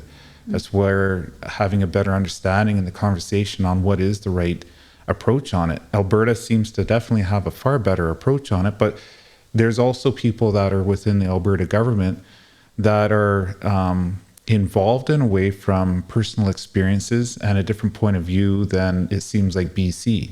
And you're seeing that play out on our streets, on how they're trying to manage and treat drug addiction. I mean, another element that does play a bit of a role that could be, we'll call it polarizing, but, housing for homeless. When you were in that situation, was there ability where it was unsafe when it came to housing, or when you're living on the street? What's the pro and the con? Is it better to live on a street in a tent, or is safe housing, homeless housing that's being provided a better alternative? I can't speak to that very much because I never was homeless. I did look into sobriety housing. They wanted a third of my paycheck, and it was right above the homeless shelter where there was drug use constantly. So I did not think that that was a good environment for me to be in. And I thought that I could go and find something myself better than that, because I didn't want to be around a bunch of people who are using and, low income and perpetuating the problem. One thing I will say with like the political standpoint and making documentaries and stuff, just being objective, is like, we can all create a narrative. We can all create a story. You show people something, of course, they're going to have an emotional reaction. But I didn't think that he was pushing a strong narrative, like highlighting the issues with our current government 100%. And that's the thing, though, is we're not being shown. I didn't know about this dilaudid that they've been prescribing. My dad watches the news all the time. I didn't hear a single thing about it. I had no idea that was happening. So it's like, are we getting accurate information? Yeah. And that's the thing is, these different news stations or whatever, everybody has their own viewpoint agenda when they're pushing, but I really enjoyed his, and I really thought it was really good. I don't know if Alberta has the solution. I think it's a whole lot better than British Columbia's, though, and I think that they're on the right track with these rehab facilities. I do think that there's some other things that are also controversial that could be pushed to the forefront. I think that we're getting desperate, and I don't know why they haven't implemented them. Can you give an example of? When I was 10 months clean and sober, which was long enough for me to straighten out my life, and I was still fighting so hard for my recovery and in the 12-step programs, and I was just like, suicidal, and I was so sick of the fight and it being so freaking hard. So I was looking into ayahuasca retreats. I was looking into plant medicine ceremonies. And I found a place in Vancouver with like a neo shaman that does it. And it was something similar to ayahuasca. It was called Silahuasca, where you combine psilocybin mushrooms with this root. And so you ingest it with like a shaman. And there's been research that's been done on psychedelic therapy, and Canada has been pushing that forward. And there's a clinic in Kelowna where I'm not up to date on the information, but as far as I know, they were treating people. They were starting to treat people for free. They weren't charging for it yet. But after I did that ceremony, I went in there suicidal, with no hope. And I was like, if this doesn't work, I'm going to end my life. Like, I'm sick of this. I'm sick of fighting. This is so hard. And I went into the ceremony. I did the ceremony with her. She was incredible. It was about 4 hours. And then I slept. And then I microdosed psilocybin mushrooms for 30 days after to integrate the experience, along with doing lots of journaling and counseling and stuff like that. And suddenly I had we did affirmations when I was at the peak of the experience, and it lowers your subconscious guard so that you can be very impressionable when you're in that state. So, affirmations are good, but we have to fight against our own brain saying, no, that's not true. No, this lowers the subconscious guard. So my brain took it as fact. So I walked out of there feeling like I had so much more self-esteem. I saw the things, the habits, the routines that I was participating in that were not helping me in my recovery. And I stopped doing them, like the casual sex and dating, over shopping. I realized I really hated my job and I didn't want to keep doing that. And I wanted to go back to school. And my life just changed after that. I did that June 30th. And then I started school in September, and I became a honor roll student, and things just kept coming together. And the cravings, I was having constant cravings going into that. The cravings were nearly gone after that. And it felt like it rewired my brain. And it was completely different after that. And actually, like the research that's been done on microdosing psilocybin mushrooms, there are a lot of psychedelics that I don't trust, like LSD. Like, you never know what you're really getting. Yeah. But when it comes to psilocybin mushrooms, it's been proven to be more effective than any antidepressant on the market. And lots of people use it. And like, I would microdose once and I would feel good for 2 to 3 weeks after one experience. Wow. So, and it's a microdose. So that's like 0.1 to 0.25 of a gram. And it just really changed my mindset and my mental health. It helped me see the things that I still need to work on. And it helped me on my journey of loving myself and healing the trauma, which is huge in recovery. Like, you know, you put the drink and the drug down, but you've got all these beliefs and this trauma and, you know, mental illness sometimes below it. You've got a spiritual malady. So building that, you know, that relationship with yourself, learning how to love and respect yourself and doing things that make you love and respect yourself. You know, anything that helps in that will help you in your recovery. That's not too, people don't talk about that too often, but it's becoming a little bit more mainstream. I mean, I'm a Joe Rogan fan, and he talks about it all the time. Anyone who's listened to Joe Rogan, I think, has a pretty unique perspective on just the experiences he's talked about. But I had Tanya Clary on this podcast a little while ago, and she is a death doula and also deals with, you know, psychedelics and whatnot too. And a completely, like a whole nother world. It's got a really weird stigma about it right now, even still, which is weird that you can, yeah, I know. Everything else is so, you know, good. And, you know, I mean, everybody's so on board, but you get into, you know, psychedelics and I'm telling you, it's the end of the world. Right. And it's just odd, but it's fascinating that, to hear what you're talking about as far as it being, used in a way to be able to actually, combat and fight other addictions. I mean, that's just short of just wild. I'd never even actually heard of that approach before, but it makes sense. I mean, there's self-reflection, and it unblocks the walls that stop you from being able to have, I think, a third person perspective as to a whole different point of view, but about yourself. I've never actually done it before, but I'm more and more, every time I hear stories like yourself, I'm more and more wanting to look into something like that, because there's a lot of benefits that are coming out of it if it's done proper. But the one thing that you did mention is that it does make you very impressionable.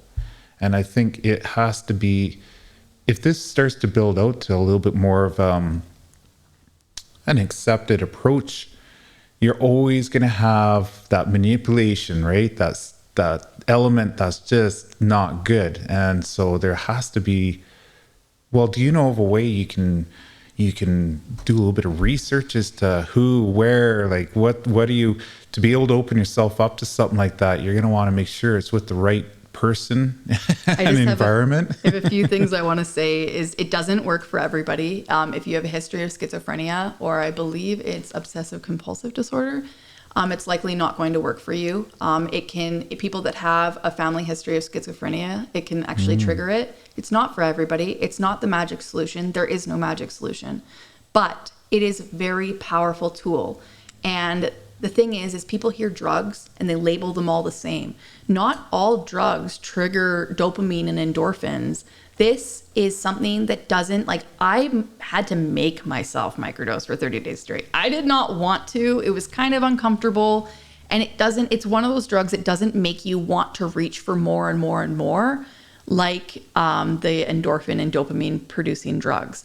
It reacts with your brain differently. And people don't realize that. And I really thought that was the way that they were going to start treating mental health and addictions in Canada. I thought it was going to become even more mainstream. And I don't know what has happened, why they have stopped that.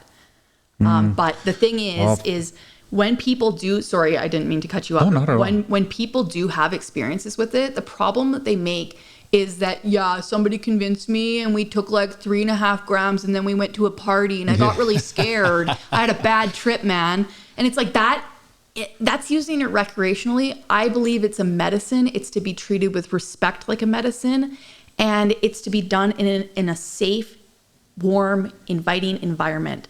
And that is where the psychedelic therapy comes in, or doing it with a shaman, where it is a very controlled environment. And that's the whole point with the psychedelic therapy is you have a therapist there to check on you and monitor you. Sometimes they can talk through things with you. Sometimes they just leave you alone. I've never done the legit psychedelic therapy, but I think that is a very feasible road forward. That when these people are on fentanyl and they're overdosing anyways, and they're saying there's no coming back from that, your brain is permanently changed, you know, you might as well take this Dilaudid. Why not give it a go? What do they have to lose? Like, that's true. That's true. They're turning their nose up at an option that can have some real positive benefits. It's been around for thousands of years that people in South and Central America have used. Yes. Down in South America, you know, there's some places that women give birth on ayahuasca. Like, it's so ingrained in their culture, and they've had shamans that have passed it down generation and generation that, like, there's something there. And 25% of our medications, if this is right, I've heard this in another documentary, 25% of our medications, the ingredients in our medications, come from the Amazon rainforest. So why couldn't we find our solutions there as well? Not just, you know, something you can put a patent on and sell and make a bunch of money, but something that could actually help heal and fix your problems. But that's the thing is, you know, I don't want to sound like a conspiracy theorist, but money makes the world roll round. It's at the foundation of quite a bit. And I mean, as far as touching on your comment about why not, it's been a part of culture and it is a plant. Heroin and cocaine, cocaine especially, comes from a plant. You got, you know, just about anything out there, aspirin. But it all does come, and now it's refined. Mm-hmm. But the point I'm trying to make is that with ayahuasca in a more natural form, to say it doesn't work is very misleading when you've got tobacco leaf and everything else, and you're willing to take an aspirin the size of, you know, it's very small, like an eraser head on a pencil, and that makes such a huge difference, and it's good. And I got a headache, we're gonna take that. But then to turn a bit of a different perspective on, you know, ayahuasca and a little bit something that isn't as mainstream in North America as, you know, not effective, or just in general brush it off, I don't think is all that accurate either. I'd like to see a lot more of it within Canada. I'm actually surprised to hear that you were able to go to, you know, and do a session in southern BC. I thought actually you had to go to Mexico or some other country to be able to actually have those proper experiences. But you got to know where to look. That's the thing, is it's like, it was so that illegal. Place that you went to, are you able to share that information, like on where it was, like the name of the company? I would have to ask her if she was comfortable with that. But it was, you know, somebody who had lived in Peru and Ecuador for years and was experienced doing ceremonies, and she was doing it out of the basement of her house, and her partner were, you know, getting into it. Now they're doing like a lot of coaching and retreats in in Costa Rica and stuff like that. Because it was illegal, that's the only thing, is I don't really want to mention. No, don't worry about it. I don't know if there was a company name though, but it was a fabulous experience, that's for sure. And that's the thing, is like DMT is, you know, what you're getting. It's in everything. Like, it's in the grass. Your brain produces it when you sleep, when you're born, when you die. But when you're eating the food and there's DMT in your food, you just can't feel it because of our stomach acids, apparently. We just don't have access to it. So it's something, it's not unnatural. It is very natural, and you just get access to it in your brain during a conscious state. So, that's wild. Yeah, and I will say, like, is that what I wonder if that's what flashbacks are like, without he's just like, oh, I had a little hit of whatever. Yeah, I don't know about flashbacks. But with that, I also did a type of therapy that actually had a similar effect. It's called EMDR, eye movement desensitization and reprocessing. It's actually for people with PTSD, And but it's really hard to get a PTSD diagnosis here. They don't like doing it.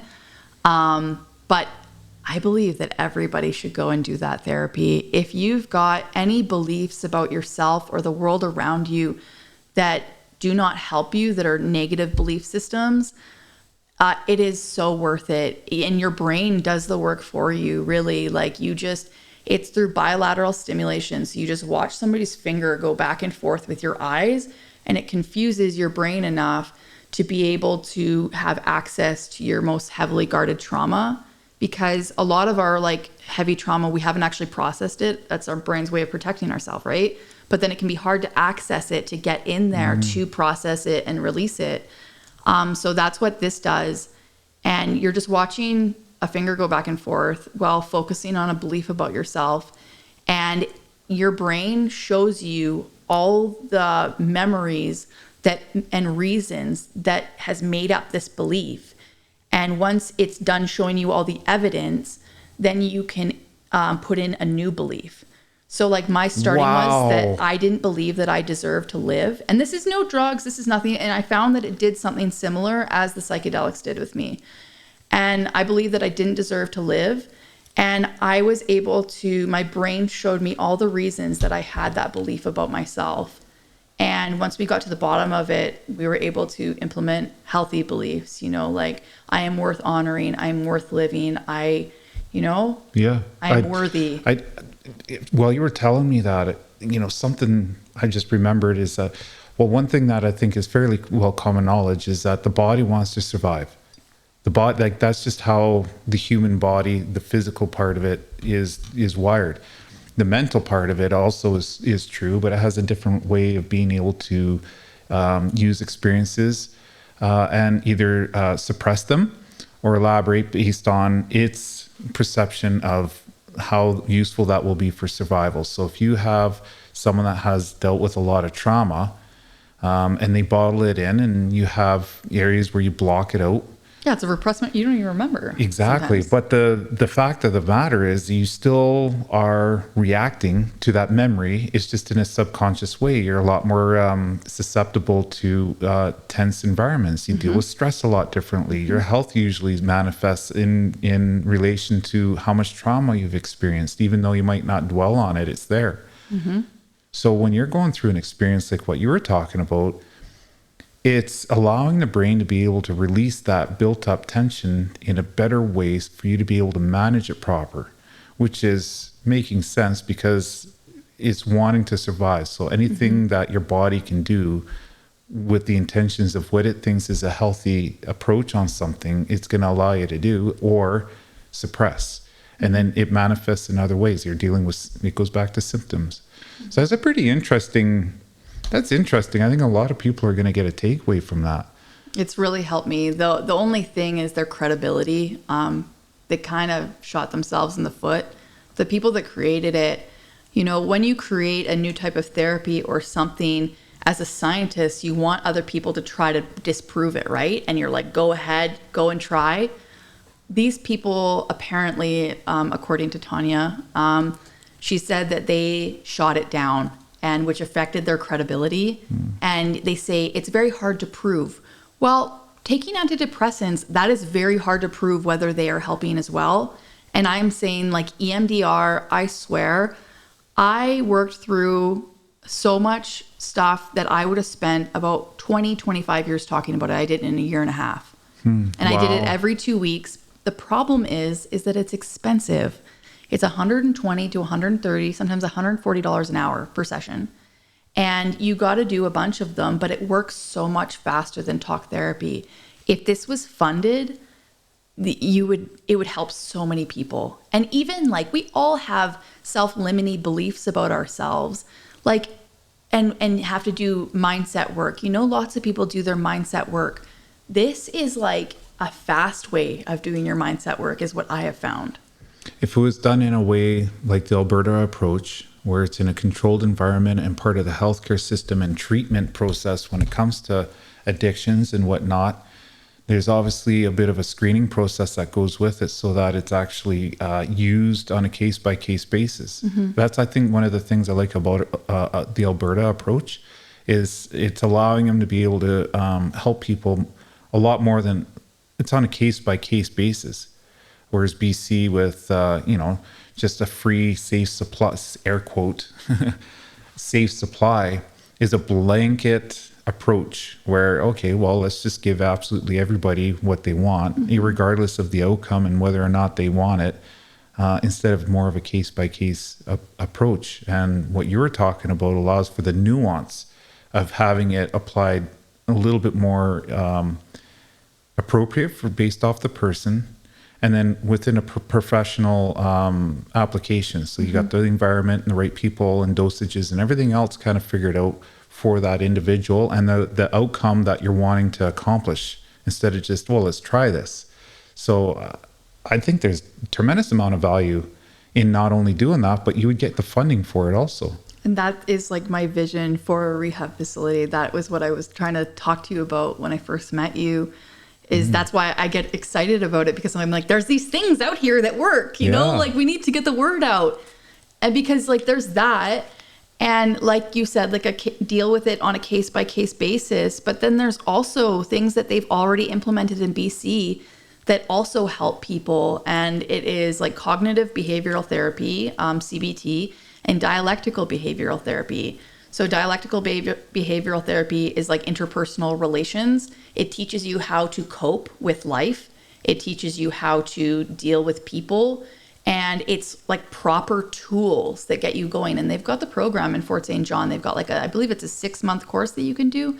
Having that, like having the 12 steps, having the psychedelic therapy, having the EMDR, and then the CBT and the DBT and all these different kinds of therapy, having that combined, because it's not all going to work for everybody, but some of it is going to work for somebody, you know, like, and if you had these different options for people, and then along with in treatment, a big part of staying sober is finding something to live for, something to be excited about, something to look forward to in the future, building, you know, a career for yourself or hobbies and passions. That was a huge part of discovering myself again, because I had been high my entire life. I didn't know what I liked to do. So I tried out all these different sports. I did all this painting. I did Tai Chi and Jiu-Jitsu and went to the gym, and, you know, and it was exciting. Yeah. And if you made this exciting for people, like, you know, so that they can have some hope, so that they can find something to live for. Absolutely. Like, are you thinking about getting involved with something like this somehow? Like, what is your envision? It seems like you've kind of found a bit of a passion. Do you have ideas, or that's the problem. Would you like to get involved and you just don't know how, or where you sit with that? In what BC, are your options? with like, you know, I have no experience with starting a business. I've been teaching myself over the past year, and I've been like reading all the books and listening to all the audio, like, you know, and just trying to learn as much as I possibly can about business and investing and that side of things. I would love to get involved. And I think with the direction that this province is heading, I think it's really important for somebody like me to get involved who has the background in this. I have a lot to learn. I'd have, like, you know, it's in the early stages of its research. I don't know what the funding looks like to get something going here, but I would love to be a part of that. It's such a big problem to tackle, but we got to do something. Yeah. Whether I get involved in something or somebody else does, you know, it needs to happen, and it needs to happen now. We need more people to get involved. I don't know what that involvement in what it is looks like, but just what we're doing actually makes a big difference. Talking about it, Exactly. engaging people. And then in that process, I think you start to figure out exactly where you feel the most comfortable and you're going to have the most impact. Exactly. And even like, you know, I'm in school for psychology. To become a therapist for EMDR or psychedelic therapy, it's not actually that bad. I don't know about the process to become a psychedelic therapist as well, but I know it does not take that long to get your EMDR certification. Like once you are a licensed therapist, it's just another step to get it full blown. Like it's not this, I was worried that you were going to have to be like a full out doctorate, like, you know, to be able to do it, but it's not. Like, you know, you talked about Tanya. I'm not sure where she stands on it or if she's doing it, but like I have seen talks around the province about, licensed therapists getting their extra licensing for the psychedelic therapy. And it doesn't sound like it's that big of a hurdle from where they already are. That's an interesting idea. Anybody out there, I don't know which camera to look at, but I mean, if you have ideas, reach out on this episode. Or if anything I'm saying is incorrect, please correct me, because I would love to hear other opinions and information. I'm always open to Striking that. conversation. Absolutely. Yeah, like I don't want to be spewing, incorrect information out there. This is just from my experience. And that's what I was even like, do you really want to have me on the talk show? Like I'm not, Absolutely. I'm not, an expert, but I've lived it. It's unscripted. The conversation's got the value. And I think as people are going to respond with comments and corrections and engagement, then mission accomplished. That's, I think, the most important. Absolutely. They're engaging. They have an opinion. And without you to get involved, like what you did there, with being able to share your story, and be that open, that is not a very easy thing to do at all. Even for the best of people, I still have been doing this for a while, and I get the freaking butterflies, doing this every time. And I'm not even sharing my story. It's you. You're the one who's opening yourself up, and it's because you have this passion and want to be able to help other people. And if sharing your story is going to result in trying to achieve that goal, then so be it. And that's bravery. I mean, in a very big way. And there's a lot more to it that speaks to your character. There's something inside you that's got some strong fight. And I hope that it allows other people to be able to have the confidence to be able to follow suit. That's, I think, part of real change. You're going to make an impact on people. And I think it's going to be on two different levels. You're going to have people that are wanting to reach out and help loved ones that are in a similar situation to what you had gone through. But I think there's also opportunity for a lot of people that might be in that place for themselves to have a better idea of, and motivation really too, to be able to kind of help themselves. That's important. People need to, like what I got away from your story was, you were having to be driven enough to be able to help yourself. And what allowed that to be possible was when you made that effort and you were driven enough to reach out and figure out what you had to do to get help, there was at least a support system there that was able to help you on that journey. That's probably what we need to focus on, is just creating a system that's going to allow the people who need and want to get out of a certain, path, or whether it be addictions or whatever have you, just in general, have a place to go.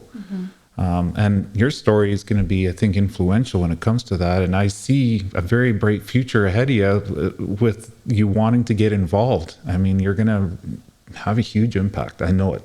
This is going to be awesome because we're going to have a timestamp in 15 years from now. Kailee Smith is going to be like, she was on my podcast. I don't know about that, but it's going to happen. It's going to happen. People like you are shakers and movers, right? It's just you don't realize it at the time. The thing is, you get hooked on the personal development aspect. You get hooked on, I'm trying to save my life here. This is life or death. This is an early grave, or I've got to figure out how to do this. What do I want? And you get going with it. And once you have, conquered that mountain, there's always mountains ahead of you. And it gets you find this new addiction, and it's to be, a better version of yourself constantly. And what other hills can I climb? What other challenges can I face? You kind of get in that mentality of constant betterment. And it's a wild ride. It is better than I ever thought it could have been. I never thought that I would get here. And I am just so grateful for everyone that helped me along the way. I've had tons of people in this community help me. And there's a lot of good people here. And I'm really grateful for that.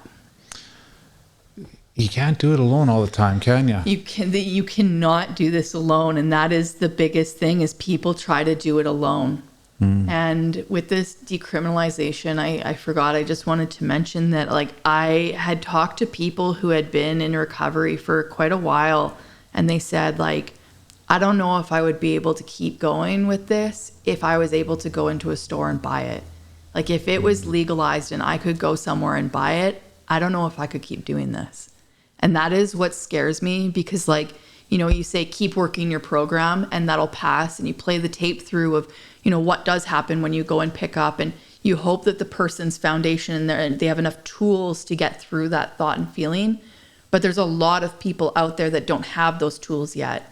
And so if these drugs are readily available and they know what's in them, how do they have a fighting chance to build up those tools without going back to it when their brain is constantly telling them, just go pick up, you can handle it, you're not an addict, let's just try it one more time, you've got it, you can keep it under control. Yeah, like no, that's important to, it's a tough question, but when would it be a good opportunity to be able to allow someone, this is a twofold question, I guess, but for someone to be able to make that maneuver for themselves and get help? Because, you know, in the moment of, you know, freshly coming off of, you know, getting a fix or a hit is obviously not the right time. There has to be a moment of opportunity that's going to have the most impact for not only reaching out and getting help, but then also maybe family members or people who are close to them to be able to engage in a way where it's going to have the most impact. Now's the time to go get help. Let's go do this. Like, when would that be? Do you know, or is it just so... You mean in the journey of somebody's addiction? Yes, exactly. I think as soon as you know that you're turning to it to relieve stress, they say you're an alcoholic when, if you can, like, if you have a drink and then you have to have another and another and another, even if there's times when you can just have one drink that one time, but most other times leads to many more drinks after that, you know, it's a self-diagnosing disease. But when you see that you are turning to it to deal with your problems in life and relieve all your stress, I think it's time to look at some new coping mechanisms and get some help, and just having no shame in that. You know, we're raised in a society and a culture where when you're going out to have fun, there's drinking involved in everything we do as adults. You know, it doesn't have to be the hard drugs. There's a lot of drinking up here, and we have a drinking culture. And that's what it means to have fun as an adult, is you go out to the bar, you go out dancing, you know, you play ball, you're drinking during all of these things. Like, I think we need to create a new culture where going out and having fun and being social doesn't have to involve alcohol or drug substances. You know, we don't need that. Absolutely. Yeah. I think that with the reaching out for help, it's never too early. And it's never too late. So I think that any time that you become conscious aware that it might be a problem is the time to reach out. It never hurts to reach out. I think that everybody could use therapy. We all, you know, like, look at how much the world has gone through with our wars and with everything. You know, things have finally stabilized, colonization. Like, you know, like, we all carry some sort of trauma, even if we're not the ones that went through it. Like, you know, in your DNA, like when your grandmother was pregnant with your mother and you were in your mother's eggs, any trauma and stress that your grandmother went through carried on to you. Think about how big of an impact that has. Yeah. When there's wars going on and, you know, very stressful events, poverty, and colonization, and you know that I didn't even actually think about that, you know, because I know women are born with all the eggs they're going to have in their lifetime. Exactly. So that's actually something I never even thought of. You're doomed from the start. No, I'm just kidding. No, not at all. But I mean, there's definitely things that act on it. I mean, right down to health. If you're more physically fit, you're going to have, you know, obviously an outcome that's far better when it comes to everything, reproduction and the whole 9 yards. And if you're in a state of extreme tension and emergency or even trauma, it's got to have a bit of an effect on everything else genetically, you know, from that point forward. Exactly. Look at your genetic disposition. If you've got alcoholics and addicts in your family, then you know that you likely have, like, you are at risk for developing that yourself. Just don't point the finger and use it as a cop-out. Exactly. It's just like with mental health diagnoses, I've known a lot of people that have relied on that. That's their identity. That's the reason they do it. Yeah. It's not an excuse for being a shitty person. Yeah. You know, it's something that you have to actively work on, and you can actively work on it. You know, I've been diagnosed with multiple things. Mental health is more of like a blanket, is what I have heard doctors refer it to. Is it's a blanket of symptoms, and there can be multiple disorders covered in your symptoms, and they're just reacting to your symptoms. Sometimes it can be caused by drug use. Sometimes your drug use is caused by the symptoms that you have. But there are therapies and ways to work through it. You might always have it. You might always need medication. There's nothing wrong with that. But there are ways to make it better and stop the cycle of, you know, chaos and dysfunction and trauma. Absolutely. Yeah. And that's another thing that I did quickly want to mention is that, like, there's a lot of shame with people going on methadone and Suboxone from heroin addiction, from opioid addiction. And I understand with like methadone, people can sell their prescription. With Suboxone, you get none of, you know, the euphoria whatsoever. So it can also be really helpful when people are trying to get off of opioids, because it keeps their body stabilized on it, but it gives them none of the endorphins. And so because it partially blocks their opioid receptors in their brain. And so even if they went and used something else, they wouldn't get the same feeling from it. And so that is why, like, I also don't understand. I mean, you have to have a desire to go on it. That's the thing. And you have to actually use it. But with this fentanyl crisis and everything, if people really want to get off of it, you know, I don't understand why they wouldn't put them on that, because if you stayed on that for a year or two and stabilized, then your brain gets it levels out, you know, the imbalance can be minimized or go away. And then you're used to not getting that hit of endorphins and dopamine, and you can go off of it and live a normal life. Would there be a chance of overdosing on that then if you're not getting the expected feeling? There's no point because you can't abuse it, because they put another drug in it that keeps it from being able to be injected. Oh. It's sublingual. You have to put it under your tongue and let it dissolve. And you're not going to get that feeling out of it. You might, I'm not 100% sure of what you would feel. I know that it could be dangerous for other people to take it, but that's the thing is, like, you're not just taking it like a regular drug. It's very controlled. But in some of the programs, there's a lot of shame for people being on that. They're saying you're still getting high, you're still getting loaded, like you're not in recovery, blah, blah, blah.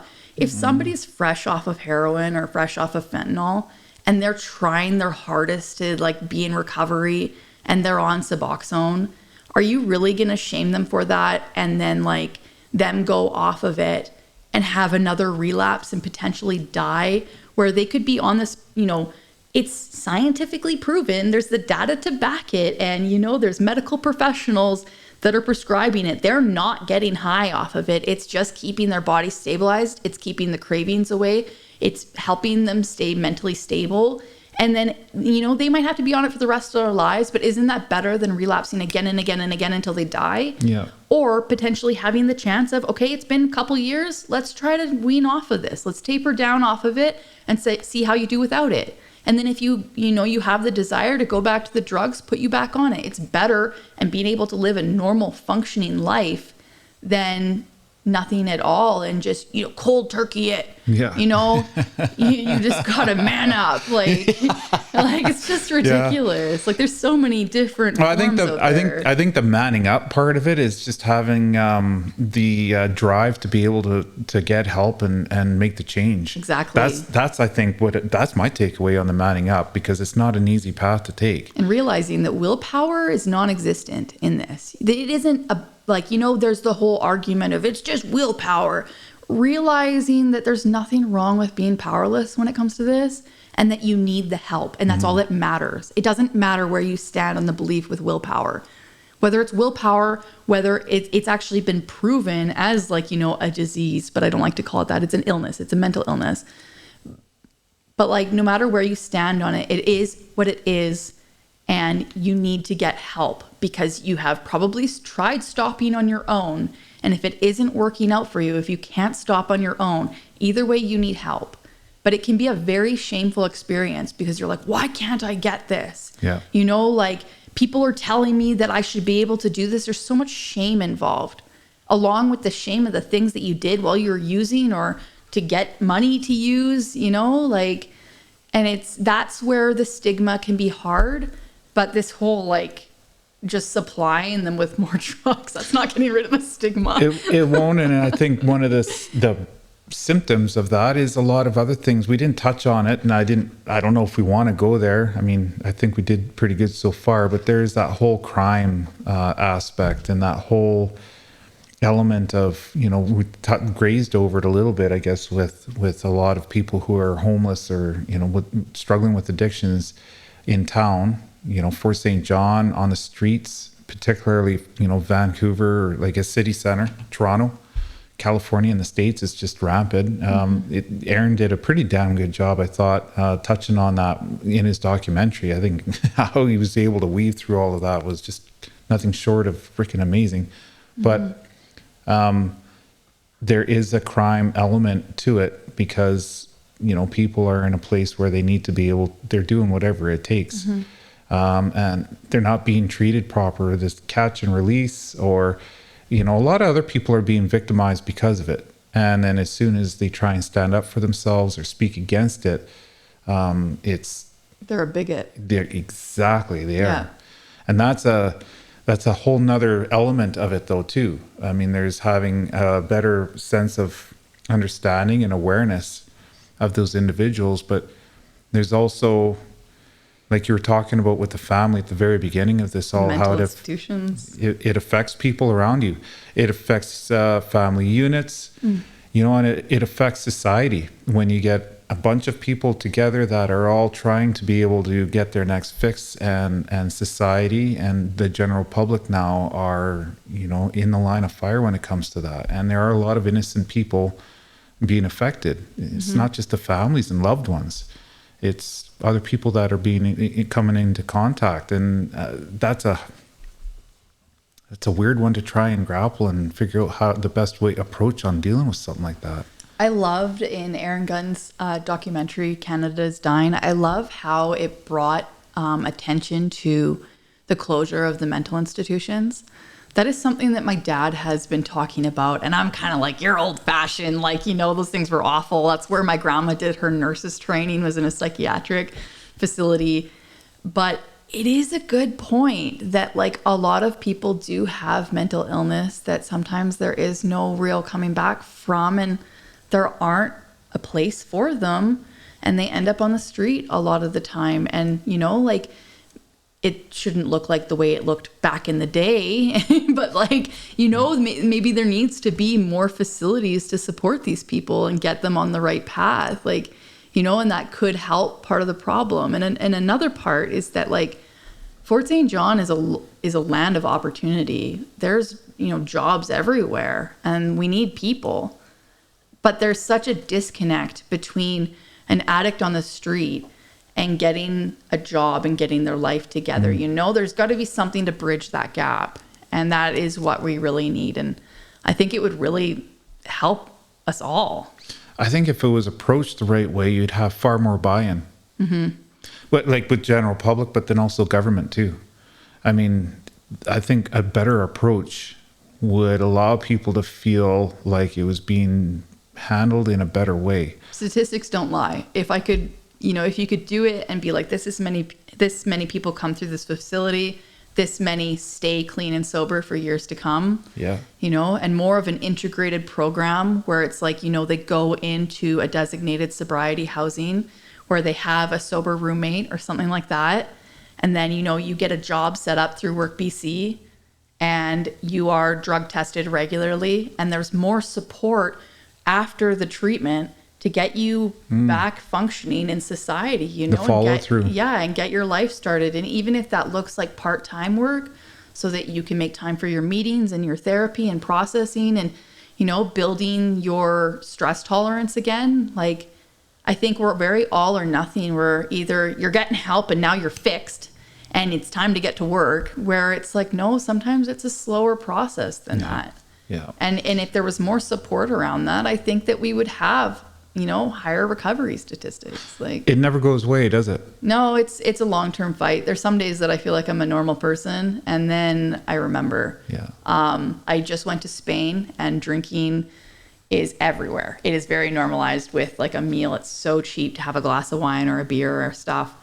And it was a little bit tempting. I haven't had a craving for it in so many years, but just being around a bunch of people that are drinking and having it, like the quality stuff there, and, having it be not like hardcore parties or anything like that, just sitting around, sipping a glass of wine or a beer, whatever, enjoying the beautiful view.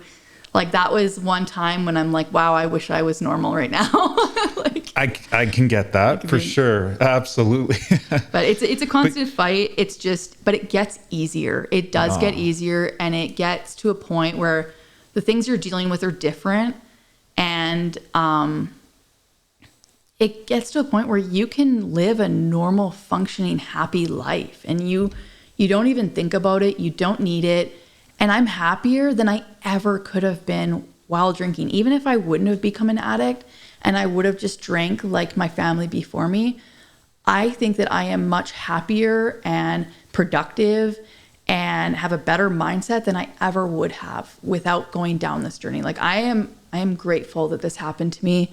As awful as it was to go through, as painful, as difficult, I am so grateful for the person that it's made me. That's an amazing outlook. It's true. It makes you who you are now, and you've come out on the other side with an appreciation that I don't think many people are able to achieve and enjoy. Really, I just want people to have hope that, like, this too shall pass. They say, like, it's not going to be like this forever. Just keep going. Don't give up. You're going to get it, even if you slip again and again and again. No matter what has happened to you, like, you can work through it and you're going to be okay. And, chase your dreams. Go after your dreams. Do, like, why half-ass life? Like, you're capable of so much more than people give themselves credit for. And I think, like, if you're given a second chance and you're able to get some sobriety under your belt, go for it. You do this for yourself, do this for your family, do this for your community. It helps everybody, but you are worth it. That's very well said. You just actually captured something that's pretty important there. I don't know if you meant to do that or not, but that was awesome. One other thing I'd touch on is that you're now enjoying. Well, first I'm going to ask a question. What's it like with your sister? Your relationship? She's my best friend. She is my rock. As soon as I got clean, they welcomed me back with open arms. They trusted me with the kids again. Everything was good. We travel together. We do everything together. I spend so much time with the kids. They come to my house all the time. We have family game nights. Awesome. Every weekend, every second weekend, we have a family board game night. It is a better relationship than I ever could have asked for. And they are like, my rock, that I know no matter what happens, they're not going anywhere. You're also going to the Yukon to go gold mining with your dad. Yeah. So isn't that's going to be an experience that, how long has it been since you've seen your dad? He actually spends the winters down here with me. So I saw him when I left for Spain in May. Gold mining is kind of, you get used to it. It's not as exciting. I mean, it can be an experience for somebody who's never done it, but I've been around it my whole life, so it's kind of like... That's pretty cool. It is. It's always in the Yukon, or did you do always some in the Yukon. That's where the gold is, eh? You got to go where the gold is. Well, it started out with, like, after my mom passed away and my dad was a truck driver, he wanted to figure out a way that he could spend time with me and my sister while still making money. So that was what his brothers helped him invest in, a gold mine, and... You never got the fever? You never caught the gold? I definitely have. It's it's kind of like farming, though. You have your good years and your bad years. And yeah, I mean, I love it. but it can come with a lot of problems too. Yeah, absolutely. And just being so secluded up there. Sometimes that is really where my alcoholism flourished. Oh, because really? you're out in the bush, you don't see people, like lots of alcoholics up there, because in the wintertime it's daylight for 2 hours a day. Yeah. So I never actually thought of it that way. lots of people drink up there, but no, it's a good time. That's awesome. And you're going for... I think a month. We'll go and give them a hand. That's good. So Get right in there. You're going to have to send me some pictures of the gold room. I will. A gold room. or sluice box or something. I don't know. Something. Yeah, that's what I'll send you pictures of. All right. Well, is there anything you want to touch on before we start wrapping it up? I think that we've covered pretty much. We've covered a lot. Yeah, I think we knocked it out. The door's always open. I'm gonna think of some things later. I know that for sure. And Always do. I wish I would have said that. Yeah, well, I mean, we went through this without even really having anything, even as far as notes. So, as long as we were able to, I think we did a pretty good job encapsulating your story, and I think the message we wanted to get out. One more thing I will say is that, like, if you're going through this yourself, try everything. Do everything that you can. Anything that you've heard of that might work, that might help. Just throw yourself into it, because you got to fight for it. You got to fight for yourself. And I already touched on that, but I just wanted to say, like, just because something doesn't work for somebody else doesn't mean it won't work for you, or doesn't mean, like, if something works for somebody else doesn't mean it will work for you, but you got to try it. Go into it with an open mind, and don't be afraid to reach out to your community, to make connections, make friends with people who are on the same journey as you, especially in the beginning, because they understand how important your sobriety is. Surround yourself with good people, do everything that supports your recovery. That's got to be number one above all else. And just try it all. And, keep an open mind and be humble, take responsibility, but don't blame yourself and don't carry the shame forward. Couldn't have said it better. It's a good way to wrap it up. Yeah. Well, thank you. Thank you for coming on. Thank you. Thank you for opening up. Thank you for being the first multi-camera angle recording that I've done here.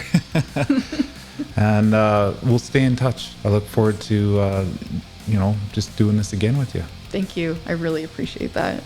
All right. Well, take care. Wave to everybody. Thank you.